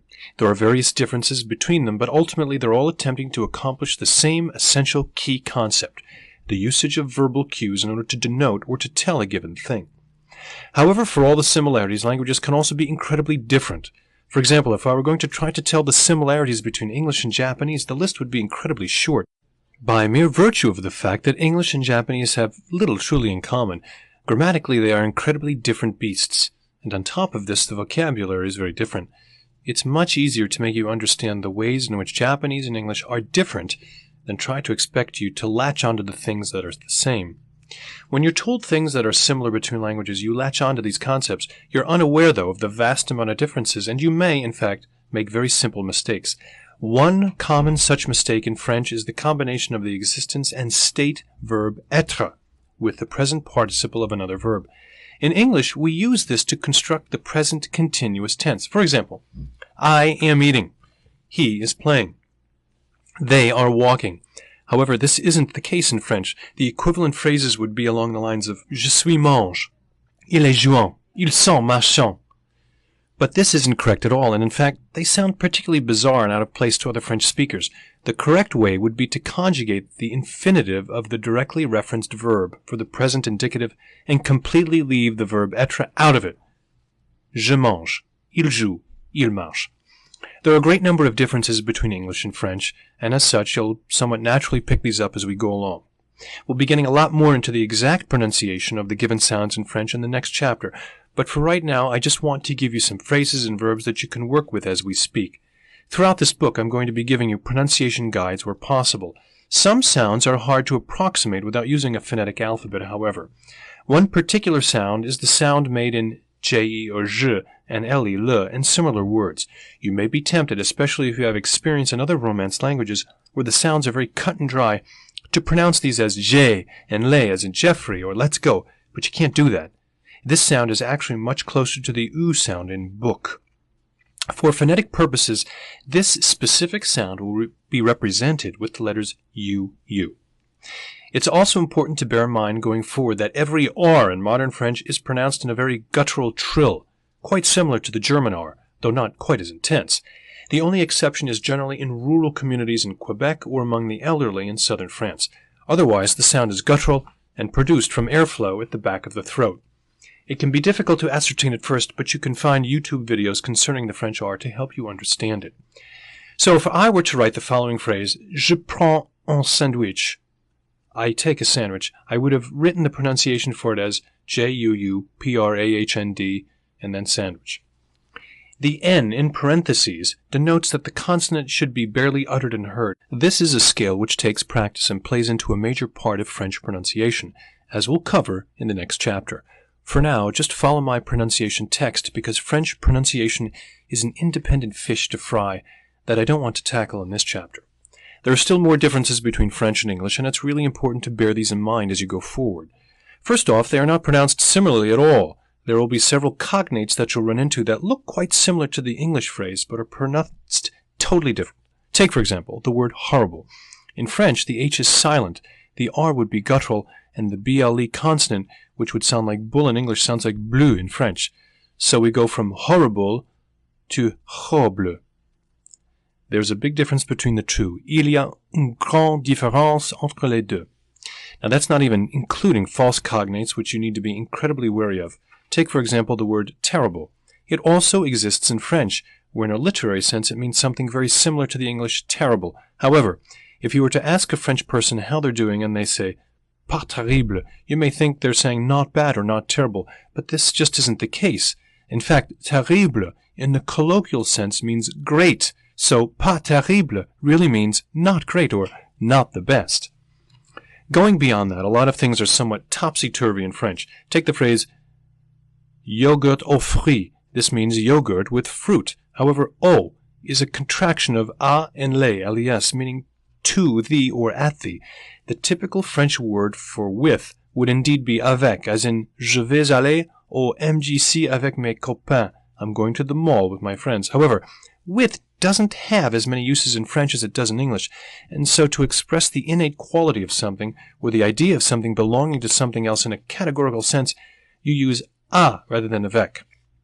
One last super important difference that we're going to cover at this given moment is saying your occupation. In English we say, I am a professor, or I am a butcher. However, the French leave this article out. To them, an occupation is an intrinsic quality which somewhat makes sense if you think about it. So instead of saying, je suis un professeur, I am a professor, the French would rather say, je suis professeur, literally, I am professor. Basic sentence structure. Anyhow, let's get to the meat of this chapter because there's still quite a bit left to cover, subjects and verbs. This is the basic of every single sentence we speak. I'm sure that by now you know what a subject is. A subject is the word which denotes the performer of an action. My dog is big. In this sentence, my dog is the subject, where is the verb. Every language has a specific order in which they put subjects, objects, and verbs. Subject pronouns. In English, we use sentence pronouns quite often. In fact, we use them in nearly every sentence. Just to prove it, I'm going to type those two sentences again and underline the subject pronouns. In English, we use sentence pronouns quite often. In fact, we use them in nearly every sentence. Okay, so what is a sentence pronoun? A sentence pronoun is anything which replaces giving the direct name of something in the sentence. Take, for example, the sentence, John plays basketball. Normally, if we've already brought John up as the topic of conversation, we can contextually replace his name and still have it be clear that we're talking about him specifically. We would do this by saying, he plays basketball. Then, we use we, I, and you per standard because there's really not a first or second direct noun. All direct nouns are by their nature in the third person. If your name were Janet, and you were asking me for directions, I wouldn't say, Janet needs to go to the light and turn left. The you would imply that I'm speaking directly to you, and the fact that I'm talking to you directly conversely implies that I need to use you in the first place, because the fact that I'm talking directly to someone and not directly of someone puts the sentence in the second person. Thus, I would say, you need to go to the light and turn left. In English, we have several different subject pronouns. However, we still have less in the French, miraculously. Here are the ones that we mainly use in English. I, you, he, she, it, we, and they. French likewise has numerous ones. They also have something we don't, a second person plural. We do have them, but they're informal and unstandardized. For example, in the southern U.S., you may hear y'all, and up north and in Britain, you often hear you guys. However, we don't have a singular word to refer to multiple people, but they do. They also have the concept of formality. This means that in the second person singular formation, they will use different words depending entirely upon who they're talking to. For example, if you're talking to somebody you just met, someone older than you, or someone in a position of authority over you, you will always use the formal second person pronoun, which, coincidentally, is also the second person plural. You use the informal second person form, the equivalent of English you and German do, when you're around people younger than you, family members or people that you have met more than once. Okay, so the French pronouns are as follows. Je, first person singular. Tu, second person singular. Il, elle, third person singular. Nous, first person plural. Vous, the second person plural. Il, elle, and elle, third person plural. If you haven't figured it out, in French, you nearly never say the last syllable. The only case in which you do is if it's followed by a vowel, and even then there are exceptions. You'll pick up on this a lot more as you actually work with the language and discover the parameters and tendencies of it. We'll talk more about the differences between il and elle momentarily. Okay, now on. On is a super important term in French that you're going to run into a lot. It has a direct translation to the English one. When talking to a boss, one says vous. Quand parler au patron, on dit vous. However, it also has an implicit meaning of we, in reference to an unspecific group. In France, we drink wine. En France, on boit le vin. What's more, in colloquial French, people will often use en instead of nous in order to avoid the more verbose nous conjugations. Compare the following sentences, which means we're going to go to the movies. On va aller au cinéma. Nous allons aller au cinéma. The first is much easier to say and to remember. This will become far more obvious the more that you work with French and the more you get into complex conjugations, such as the imperfect tense. This pronoun deserved its own place because it's very unique and doesn't have a direct approximate in English. It's always conjugated like the il, elle, third-person pronouns, as if it were a third-person pronoun itself. Okay, now, verb conjugation. Verbs are always conjugated in one way or another. However, English actually has one of the easiest verb conjugation systems of any language. The only thing which makes English verb conjugation particularly difficult is the tendency of it to be irregular and for there to be a lot of verbs to cover terribly specific situations. For example, take the phrase to wait for. You would think, given the commonness of this particular verb and situation, it would be a verb of its own accord. However, this isn't the case. French, however, does have a verb for this. Attendre, j'attends mes amis, corresponds to I'm waiting for my friends. Anyway, English verb conjugation is indeed rather simple. However, it still exists in some ways. The normal way that we conjugate regular verbs is to, in the raw indicative form, to add an S to the third person singular, like this. I eat, you eat, he or she or it eats. Okay? Or if it's a present continuous verb, we'll use the auxiliary verb to be before the gerund of the given verb, as we talked earlier. I am eating, you are eating. He, she, or it is eating, we are eating, and they are eating. French, though, has a more nuanced system of conjugation than English. There are more endings and forms and even tenses. The saving grace, however, is that they tend to follow a pattern all their own. Once you learn this pattern, verbs become far easier. The present indicative and the present continuous form a singular tense in French known simply as the présent, which of course means present. The present can be conjugated in many ways, but tends to follow a pattern as you'll see momentarily. There are three categories of French verbs: RE verbs, ER verbs, and IR verbs. Most are regular, which means that they follow specific patterns of usage and spelling. There is some contention here in that quite a few verbs are irregular, including the ones which are arguably the most common. But that's not to discourage you at all. So even without further ado, let's conjugate some verbs, okay? Parler, to speak. Je parle. Tu parles. Il, elle, on parle. Nous parlons. Vous parlez. Il, elle parle. The way that conjugation works is by dropping the final two letters of the regular verb, always ER, IR, and RE, and replacing them with the given suffix. The suffixes for each pronoun are italicized. As you can see, the endings for ER verbs are E, ES, EONS, EZ, and ENT. Now is a better time than any other to make a mental note for you. You do not pronounce the ENT suffix on ER verbs. The verbs sound functionally the same as the third-person singular conjugation. Okay? Now, let's do an IR verb. The endings for IR verbs are IS, IS, IT, ISSONS, ISSEZ, and ISSENT. You don't pronounce the ENT here either. However, it doesn't sound like the third-person singular because the third-person singular ends in a T sound, where the third-person plural ends in an S sound. Okay? Here we go. Finir, to finish. Je finis. Tu finis.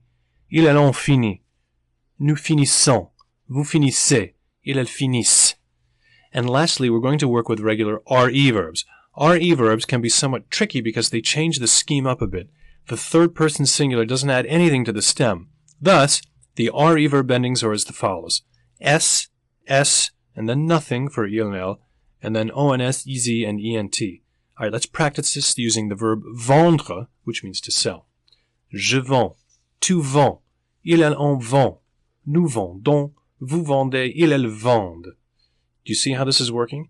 These verbs all follow a very certain manner of spelling, but it certainly does have an order that you can easily pick up on. And if it seems difficult now, well, don't worry. It will most definitely make more sense with practice. I'd like to move on to articles, but we can't yet. This is because we need to cover some major irregular verbs. These are verbs that you may use which don't follow the same rules as the prior verbs. These are verbs that you'll learn with practice.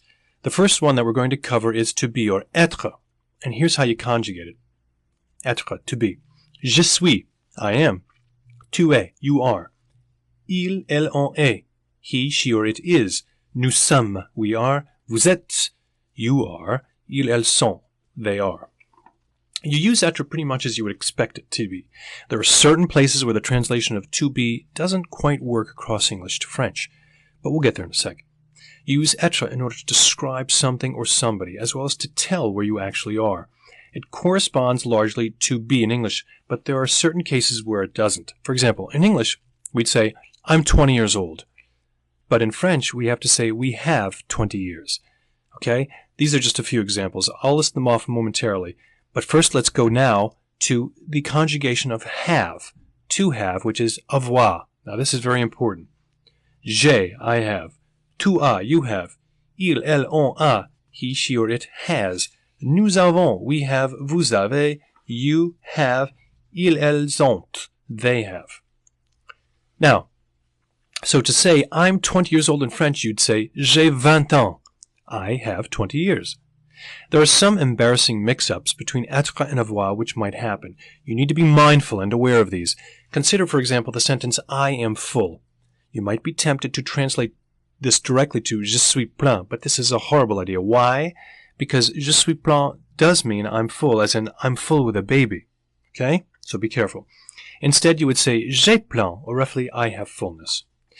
This likewise plays out with I'm hot. If you were to say je suis chaude as a woman, you'd be telling somebody you're aroused, okay? Rather, you would want to say j'ai chaud, I have hot.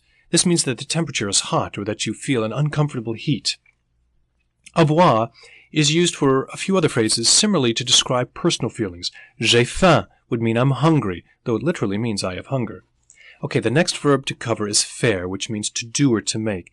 It has a ton of idiomatic expressions. But let's start with the conjugation. Je fais, tu fais, ils, elles ont fait, nous faisons, vous faites, ils, elles font. Now, there are many cases where you will use faire, like this. Où est Timothy? Where is Timothy? Dans son chambre, il fait ses devoirs. He's in his room. He's doing his homework. It also has quite a few idiomatic uses. For example, if it's a nice day out, you would say, il fait beau. Literally, it's doing handsome. If it's hot, you would say il fait chaud, and if it's cold, you'd say il fait froid. In other words, if you're using an adjective to describe the weather, you would use il fait before it. However, if you're describing a current weather action like rain or snow, you use the verb for those, neiger and pleuvoir specifically. It's snowing would be il neige. It's raining would be il pleut. Another verb that we need to cover is aller, which means to go. You need to understand this verb in order to understand the near future tense later. Aller, to go. Je vais. Tu vas, il, elle, on va, nous allons, vous allez, ils, elles vont. You would use aller exactly as you'd expect it. If you're going to a place, you of course would use a preposition to denote it. The preposition is generally à. Je vais à la bibliothèque. I'm going to the library. We'll talk more about à in the next chapter regarding prepositions. There's one more irregular verb I'm going to specifically hop into in this chapter before we head into the next one about the wonderfully confusing world of French pronunciation. And this is the verb venir, to come. The cool thing about venir is that once you understand it, you understand the verbs which spring from it. Revenir, meaning to come back, to come again. Devenir, meaning to become. Souvenir, meaning to remember. All right, here's how you would conjugate venir and its derivatives. Je viens. Tu viens. Il, elle vient. Nous venons, vous venez, ils, elles viennent. Venir is often paired with de, meaning from or of. Observe, d'où viens-tu? Where are you from? Je viens des États-Unis. I come from the U.S. There are a few more big verbs, but we'll cover them later on in the book. For now, just try to get some practice with the er, ir, and re verbs. I've included some regular er, ir, and re verbs in order to help you get the hang of it through practice and dedication. Now, articles. Before we move on to the next chapter, it's absolutely necessary that we cover articles. Articles make up a huge part of French. Every single noun must have an article before it, no exceptions. Well, there are some, but they're very few. What are articles?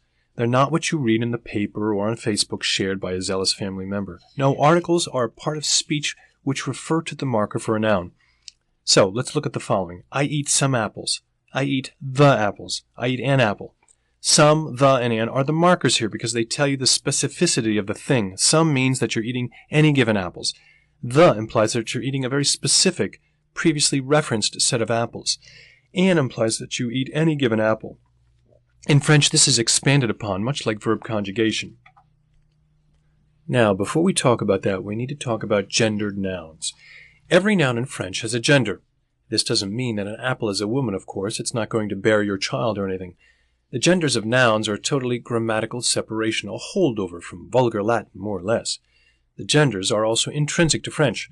A lot of words would be a lot weirder and a lot of phraseologies would be a lot stranger if gendered nouns were slowly phased out. The idea of gendered nouns may seem extremely bizarre to an English speaker, and indeed, it can be a little strange at first. None of our nouns have genders. But after practice and dedication, you'll start to learn what makes a noun a certain gender, and be able to more or less guess what gender a noun is with some degree of accuracy. It's important to note that the gender of a noun will correlate to it in subject pronouns, like so. Comment tu l'aimes, la pomme? How do you like the apple? Elle est un peu acide. It's a bit tartish. Apple is feminine, la pomme, and so when we reference it in the sentence following, we have to use the feminine pronoun. Anyhow, back to the main topic of articles. Firstly, we have definite articles. These correspond to the. There are 4. Le, masculine singular, le pont, the bridge. La, feminine singular, la vache, the cow. Les, les, plural, les enfants, the children, and then L, followed by an apostrophe, l'art, the art. You use definite articles when you're talking about a specific instance of something, basically in the same way that you use the in English. You also use it when you're referring to something in a broader sense, where in English we'd normally drop the article altogether. For example, if you wanted to say something like, I like oranges, you'd use the definite article, j'aime les oranges, where in English we don't use an article at all in that sentence. After definite articles, we have partitive articles. These basically mean some, of, or any. These are as follows. Du, du, masculine singular, du vin, some wine. De la, feminine singular, de la pizza, some pizza. Des, des, plural, des framboises, some raspberries. De, and then L with an apostrophe before vowel, de l'eau, some water. Generally, partitive articles are used in reference to food or drink.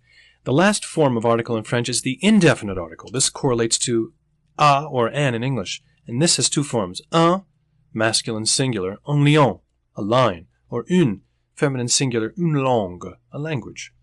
Well, that about sums up articles in French. We can go a bit further with them, but that involves the next part, which is negation. Okay, I lied. There's actually one more major thing we have to cover before we go on to the next part. That's the concept of negation. Negation means simply taking something and then turning it negative. We negative things in English by adding do not. For example, I don't like to walk. I do not talk. We do not look. Well, you can also negate things in French.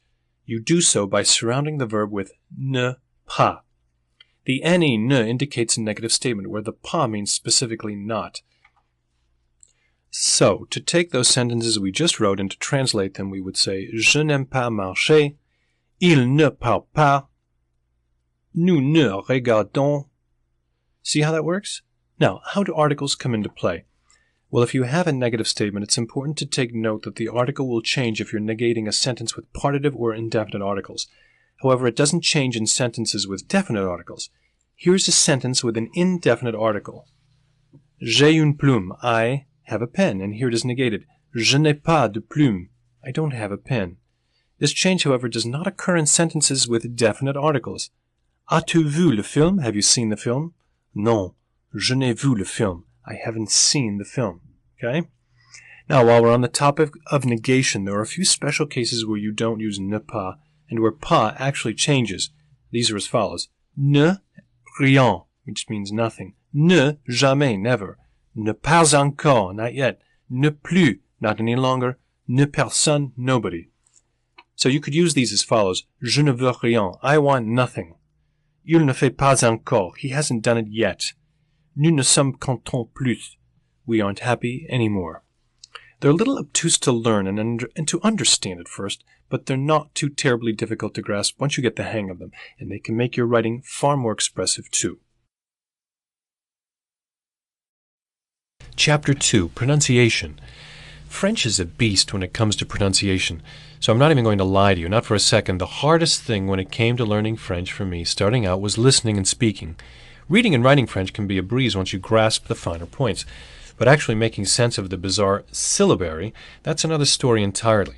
It can be really difficult coming from a language like English to understand all of the nuances of French pronunciation. But luckily, I'm here to try to help you through the major parts. Now, liaison. The first topic we're going to cover is liaison. This is the idea of connecting sounds. It's part of what makes French such a beautiful and graceful language to listen to. Somewhere along the line during the development of French, the final pronunciation of letters and words dropped for the most part. However, there are certain locations where these letters can still be heard. Take, for example, the article les, L-E-S. By itself, it's boring. It sounds like les, and you don't pronounce the S. However, if we put a word with a vowel in front of it like éléphant, elephants of course, the S in les is heard. So, j'aime bien les éléphants. Okay? I really like the elephants. This is a super important concept to nail. It can be rather difficult to ascertain and follow through with at first, though. I remember that when I started out in French, this concept absolutely floored me. I had no idea what to do with this or how to apply it. After all, French spellings can often be so weird anyway. How was I supposed to remember when one is supposed to insert a consonant you wouldn't normally hear? Well, it's a natural fear. And as with most fears, it turned out to be rather unfounded. With time and practice, I found myself to naturally pick up liaison. There are some very specific cases for liaison, however. In some places, you'll never use it. Generally, you use liaison if the word preceding the vowel ends in either an L, T, D, P, S, F, and X. They generally sound as you'd expect, except for F, which sounds like a V, D, which sounds like a T, and X, which sounds like an S. There are three kinds of liaison in French: required, forbidden, and optional. Required liaison exists in many different cases. You have to use liaison with these words. There is not an option as to whether you do or not. These words are generally words which are linked in some way or another. You'll use this type of liaison after pronouns, between a number and a noun, after prepositions which have only one preposition, after articles, after a, est, after comment, when asking someone how they're doing, between a preceding adjective and its respective noun, and after monosyllabic adverbs. Then there are forbidden liaison. No matter what, you don't use the liaison in these cases. You will never, ever use liaison before or after somebody's name, after A-E-T, before the word ons, O-N-Z, before the word we, and after any sort of plural nouns, before the preposition a, after any sort of singular noun, or before an H wherein you actually say the H. Then there are optional liaison. These are liaison which you may or may not say. There is no rule regarding these. These pop up because language is always shifting around and modifying itself throughout time. If you do encounter a liaison which is out of the realm of the formally discussed ones, it's safe to say it's an optional one. Okay, French words. The next major thing to talk about are the French vowels. Okay? These are relatively finite compared to English vowels, but can trip you up if you don't know them. There are also more exact vowel sounds because the French alphabet has accents, where the English alphabet does not. Okay, let's start from the beginning. A is pronounced as an A. A with an accent mark down is also pronounced A. A with an accent mark, a small V above, is pronounced as a long A. E, middle of a syllable like A, end of a syllable like U. Okay? E with an accent mark going up is E. E with this small V accent mark on top of it, also like E. I is pronounced like E, double E. O is pronounced like O. O with the accent mark on top, the little V, is pronounced like O. It denotes where a letter has been dropped in the past, okay?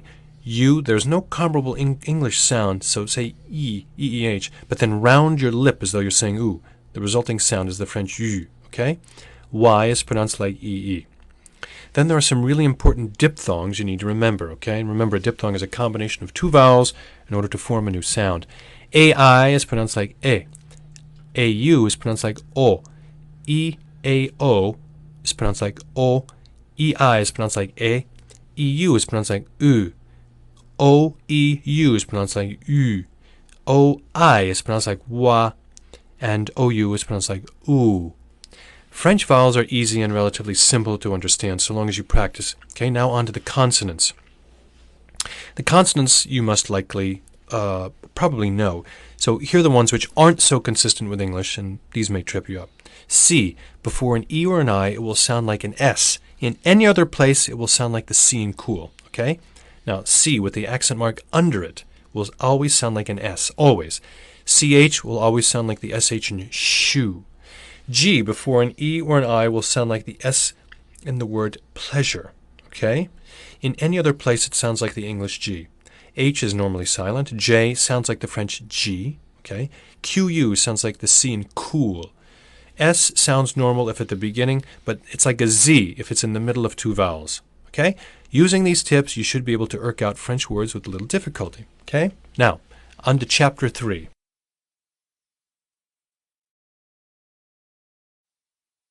Chapter 3, Past and Future Tenses. French is a rather easy language to learn, but the hardest thing about it, when you're coming from an English-speaking background, is most certainly its numerous convoluted verb tenses. There are at least 4 basic French past tenses and just as many basic French future tenses. You can get away with, at the basic level, knowing just 2 of the French past tenses and just 2 of the French future tenses. All right, let's take these one at a time. First, the passé composé.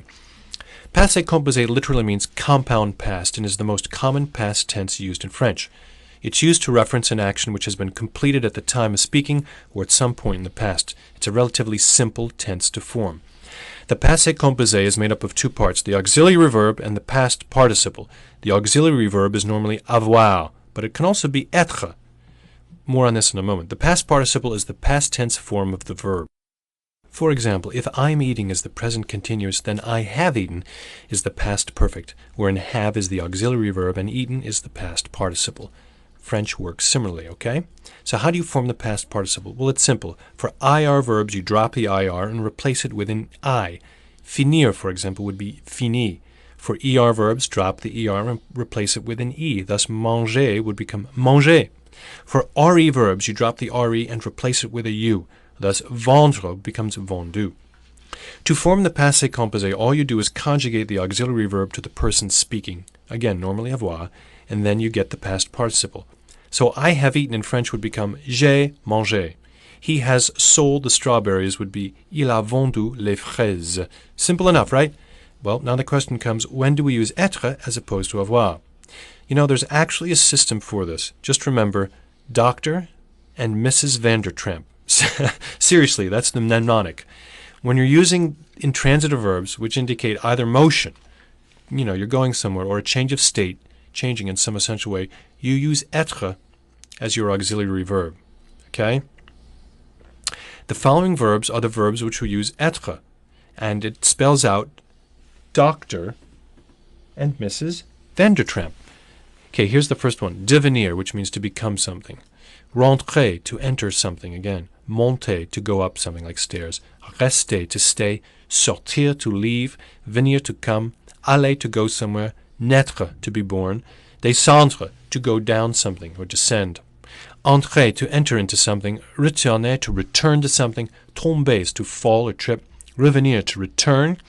Arriver, to arrive at something. Mourir, to die. And partir, to leave somewhere. Dr. and Mrs. Vandertramp, okay? An important thing to note about using être as an auxiliary verb is that you must adjust the passé composé to match the gender and person. So, he left would be il est vendu, but she left would be elle est vendue, and they left would be ils sont vendus. This, however, is not the case when using avoir as the auxiliary verb. When using avoir, the subject and the participle need not agree. The past participle of avoir must, however, agree with the direct object pronoun if it's present before the verb. Okay, more on that soon.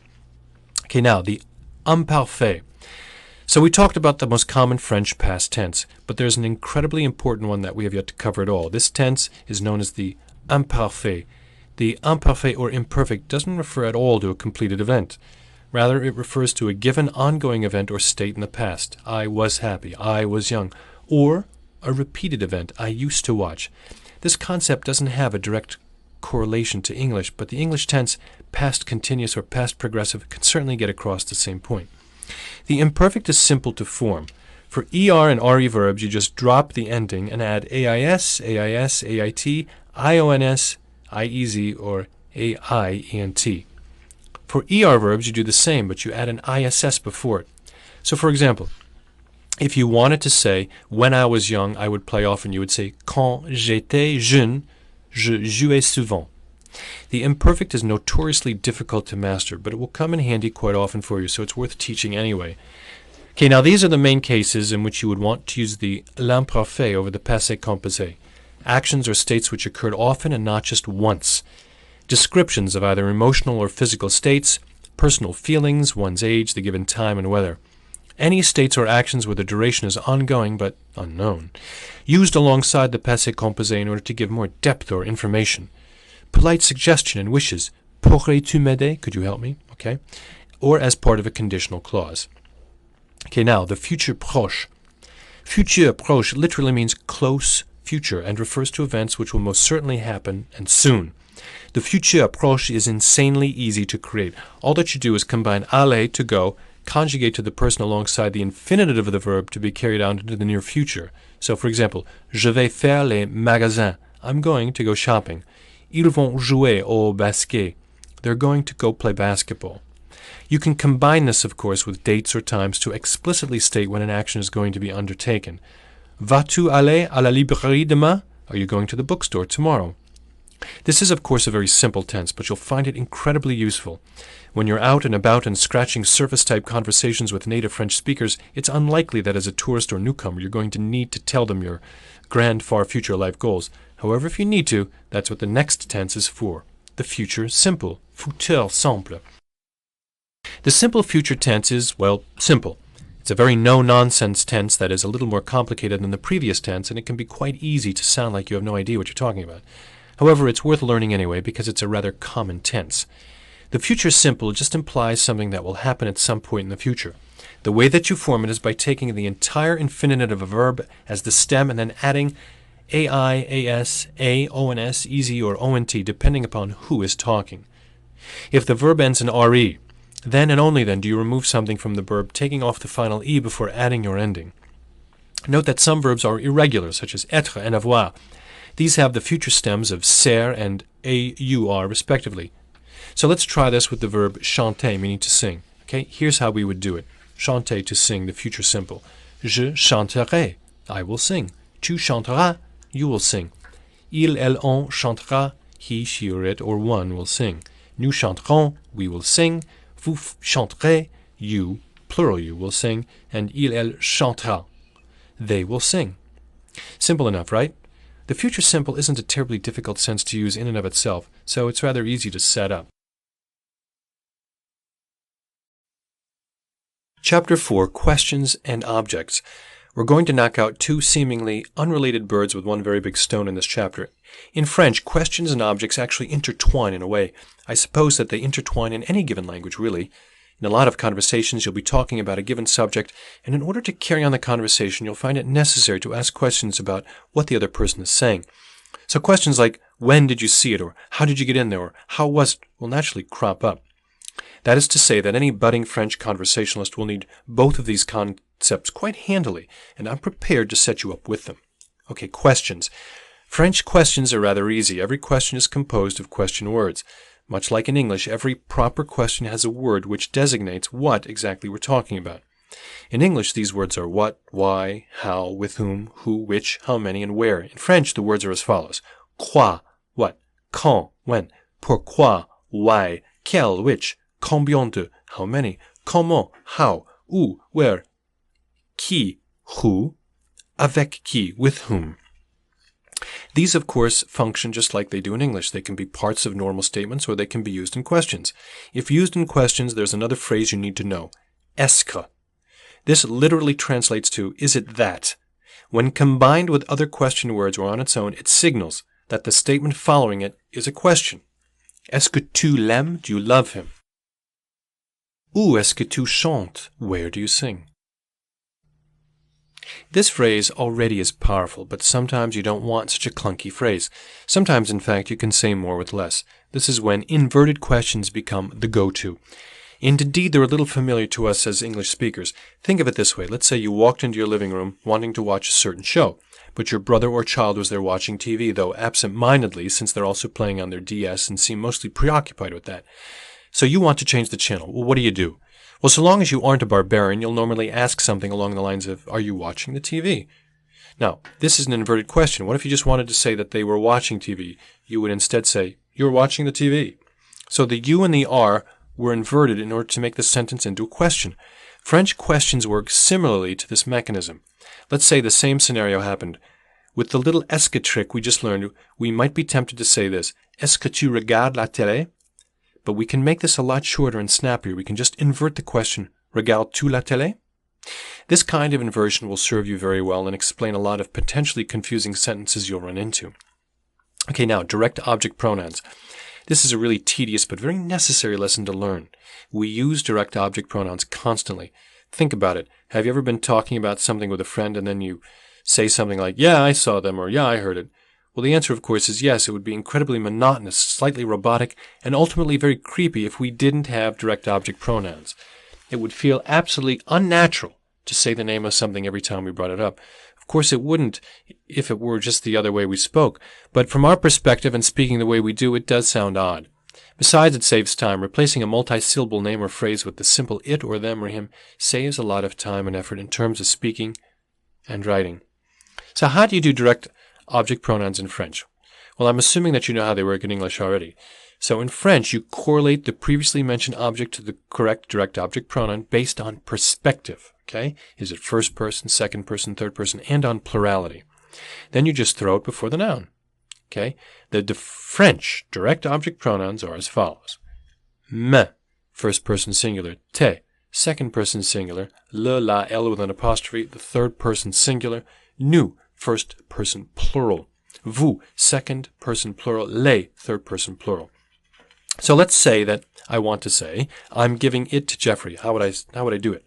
Well, I first recognize the direct object. Here it's it. Then I analyze to see which word fits it. It refers to a singular third-person object, so I'll use the third-person singular. Then we have to figure out the gender of the noun. Let's say we're giving Jeffrey a papaya. This translates to une papaye, which is feminine. So it's a feminine third-person singular direct object. Perfect. So the word is la. So to say I'm giving it to Jeffrey knowing it as la, I just have to translate the rest and throw the la before the verb. So here it is. Je la donne à Jeffrey. Honestly, explaining it makes it sound much more difficult than it really is. In practice, it's a very easy concept to grasp, and there's not a whole lot of genuine difficulty involved. Now, indirect object pronouns. This is where it gets a bit trickier, because there's a huge difference between direct object pronouns and indirect object pronouns. The direct object is the object which is directly affected by a given verb. The indirect object is the object which receives the brunt of the action of the verb. The way I like to put it is this. Without the direct object, there's no verb. Full stop. If you throw a ball, you can't detach the ball from the concept of throwing. Either you're throwing a ball or there is nothing to be thrown. The same with sending a letter. You just can't send nothing. You have to have something to be sending. You can absolutely not detach the concept of the letter from the sending notion. Okay, you got it? Now, however, this is where indirect objects are different. You can detach the indirect object from the rest. The indirect object is non-essential. You can throw a ball without throwing it to somebody. Okay? You can send a letter without sending it to somebody. You can do these things without the existence of the indirect object. But since the indirect object is there, it serves to give context to the verb and the direct object by giving them an end goal and indeed a thing for which and to which they're performed. Now, the French indirect objects are as follows. To me, me. To you, te. To him or her, lui. To us, nous. To you all, plural, okay, vous. And to them, leur. So let's go back to that sentence from the direct object pronoun section. I'm giving it to Jeffrey. We ended up getting the following. Je la donne à Jeffrey. So how do we get the indirect object pronoun in here? Well, we first have to find the preposition which will indicate to or for whom or what the action is being performed. The preposition here is à, and the prepositional phrase is à Jeffrey, to Jeffrey. Thus, the indirect object is Jeffrey. So that's a third-person singular indirect object. And it's gender neutral in the indirect object form. So we can just take lui and stick it behind our verb to. So here it goes. Je la lui donne. Okay? This literally means I'm giving it to him. Not too shabby, right? The general rule for placement of direct and indirect object pronouns when you have both is that they go in alphabetical order. Okay? That's very important. Okay, next. Adverbial pronouns. There are a couple of other pronouns that you need to be aware of, and they are as follows. E, the letter Y, replaces there and also replaces a in a noun. En, un, replaces either a partitive article and noun or replaces de followed by an indefinite article and a noun, which makes it particularly useful for shortening phrases of verbs which traditionally are followed by de. Okay? Now these are called adverbial pronouns and will turn out to be quite useful as you go forward with French. You'll understand the usage of them more as you practice with them and read and hear more and more French. Okay, now, ce, cela, celui, and so on. One of the most important French phrases you'll ever encounter is c'est. It's somewhat of a catch-call. For example, c'est mon chien means this or that is my dog. Ça, c'est mon ami can be used to introduce one friend to another. Ça, c'est intéressant means that's interesting. The French have such a love affair with ça, c'est that they'll use it in places where it really doesn't belong, but you'll figure that out on your own. C'est is a contraction of the pronoun se and the verb est. Okay? It means approximately it is or this is or that is, depending upon the context. Ce just means this or that. You can use it before a noun too to indicate a specific one. For example, ce chien means this dog. Okay, if you do this, you have to pay attention to your spelling. If it's used before a masculine noun with a vowel, you have to use cet instead of ce. If it's before a feminine noun, you must use cet, cette. If it's before a plural noun, you must use ces, ces. There are some other forms too. Ceci and cela are important for you to know. They both mean approximately this and that, but can be used somewhat interchangeably. Cela contracts to the popular ça. Then there's celui and celle. Celle is the feminine form of celui. They both mean this one or that one, dependent upon context, and refer to one of a specific group of different people or things in a given set. These are important pronouns for you to know just because they're so prolific in French usage. Okay, now we're on to Chapter 5. Chapter 5. Adjectives, Adverbs, Conjunctions, and Prepositions. Before we get to the conversational pillars of French, we need to talk about some major parts of speech. Adjectives. Adjectives are a huge part of speaking any language. They allow you to describe nouns and objects. French adjectives are relatively easy for the most part. However, their only tricky asset is that the vast majority of them have to match their respective objects which they describe in terms of plurality and gender. This can make for quite a mess when you're newer to French. Take, for example, the French adjective joli, meaning pretty or cute. If I wanted to say he is pretty, I would say il est joli. However, if I wanted to say she is pretty, I would instead say elle est jolie. Notice the addition also, if you're reading it, to the additional e after joli, which makes it feminine. Now, depending upon what exactly the adjective is, there are different ways to make one feminine. For example, the vast majority of adjectives can be made feminine by simply adding e to the end of it. A key difference between English and French adjectives is that French adjectives nearly always go after the noun in question, which can really trip you up. After a while, though, it starts to make sense in its own way. After all, it's just another manner of communication. However, avoid falling into the trap of accidentally using an adjective incorrectly because you don't know any better. Some adjectives do go before the noun.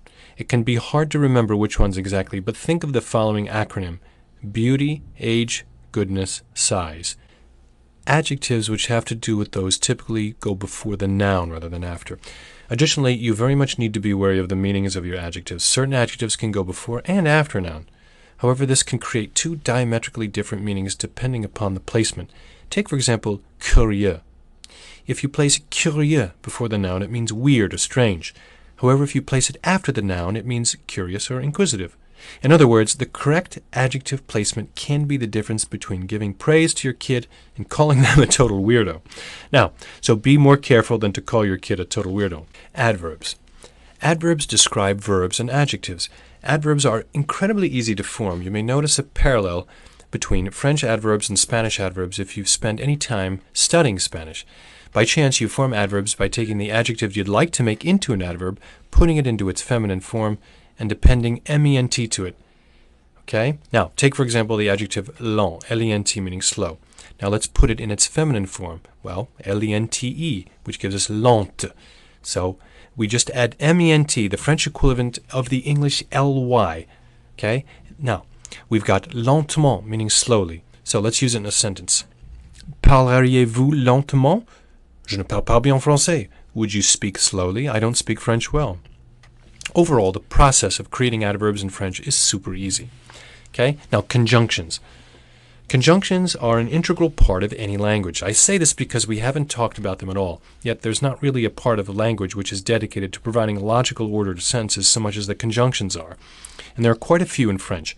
More than quite a few, actually. There are a ton of them. Let's start with the coordinating conjunctions. What coordinating conjunctions are conjunctions that serve to connect two different clauses without placing some sort of emphasis on one or the other. In French, there are actually 7 different coordinating conjunctions.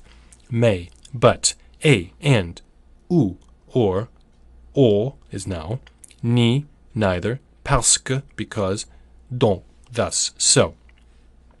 These all have their own particular uses, and you can likely figure out approximately how to use them based off of their English translations.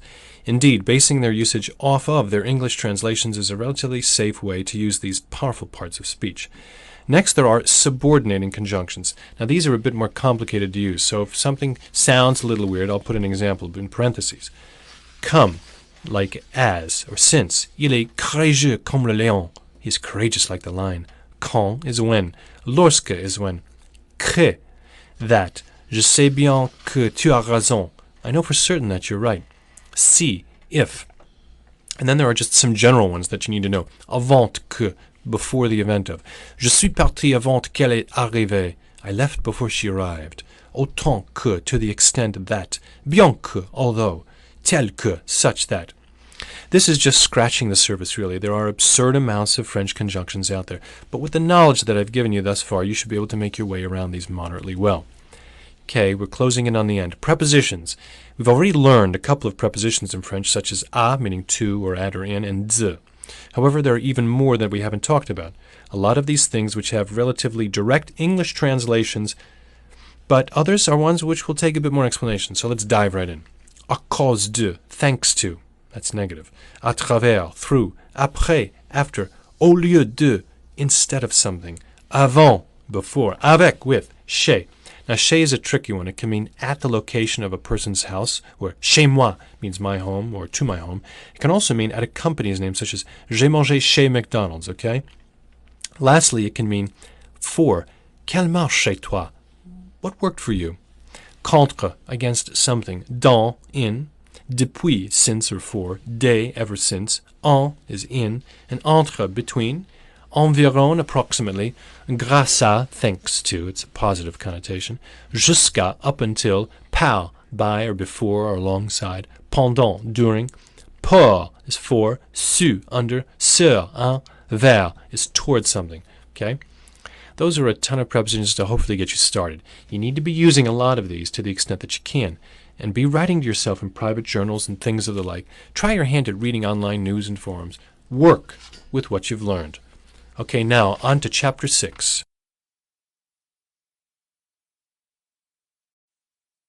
Chapter 6, Conversational Necessities. So you've landed in France or Quebec or wherever, and you've got a working knowledge of the mechanics of French. But you've got no clue how to start a conversation. What do we do here?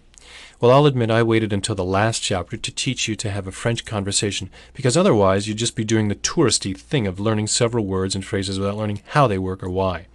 And I'll be honest to you, you'll have a much easier time communicating in France or Quebec if you know the language works and how it works, because the touristy phrases hardly make any sense from a linguistic standpoint. Anyhow, I'll walk you through a French conversation, perhaps with an acquaintance or perhaps with someone new. The first thing you're going to want to do, of course, is to say hello. There are a lot of ways that you can do this in French. First, if it's in the morning or afternoon, you could say bonjour. If it's the evening, you say bonsoir. This is very formal, though. In less formal situations, perhaps around people you know, you say salut. You could also get away with saying hey. And of course, if you're answering the phone, you say allô. This is equivalent to the English hello on the phone and carries the same weight. If you're wanting to welcome people, you say bienvenue. Anyhow, now you've said hello. What do you do? Well, you could ask the person a little bit about how they're doing. If they're a stranger, your best bet is to say comment allez-vous, which means how are you doing? It's the formal phrase and can be used with strangers as well as the elderly and your higher-ups in school and work. If you know the person a bit better, you could say comment ça va or comment vas-tu? Okay, now let's say that you want to get to know them. You may say qu'est-ce que tu aimes faire or qu'est-ce que vous aimez faire, depending upon the formality of the situation, both meaning what do you like to do. Or maybe you're younger and trying to find out how old someone about your age is. In that case, you could just say, tu as quel âge? Literally meaning, you have what age? Finally, it's going to eventually come to be time to end the conversation. At that point, there are a couple of different ways in which you could say goodbye. The first is au revoir, meaning until we meet again. Then there is au plus tard, which means see you later. This is purely informal, okay? You may also hear this as à plus. Next is à bientôt, which means see you soon. You can use this formally as well as informally. Also useful is à la prochaine, which means until next time.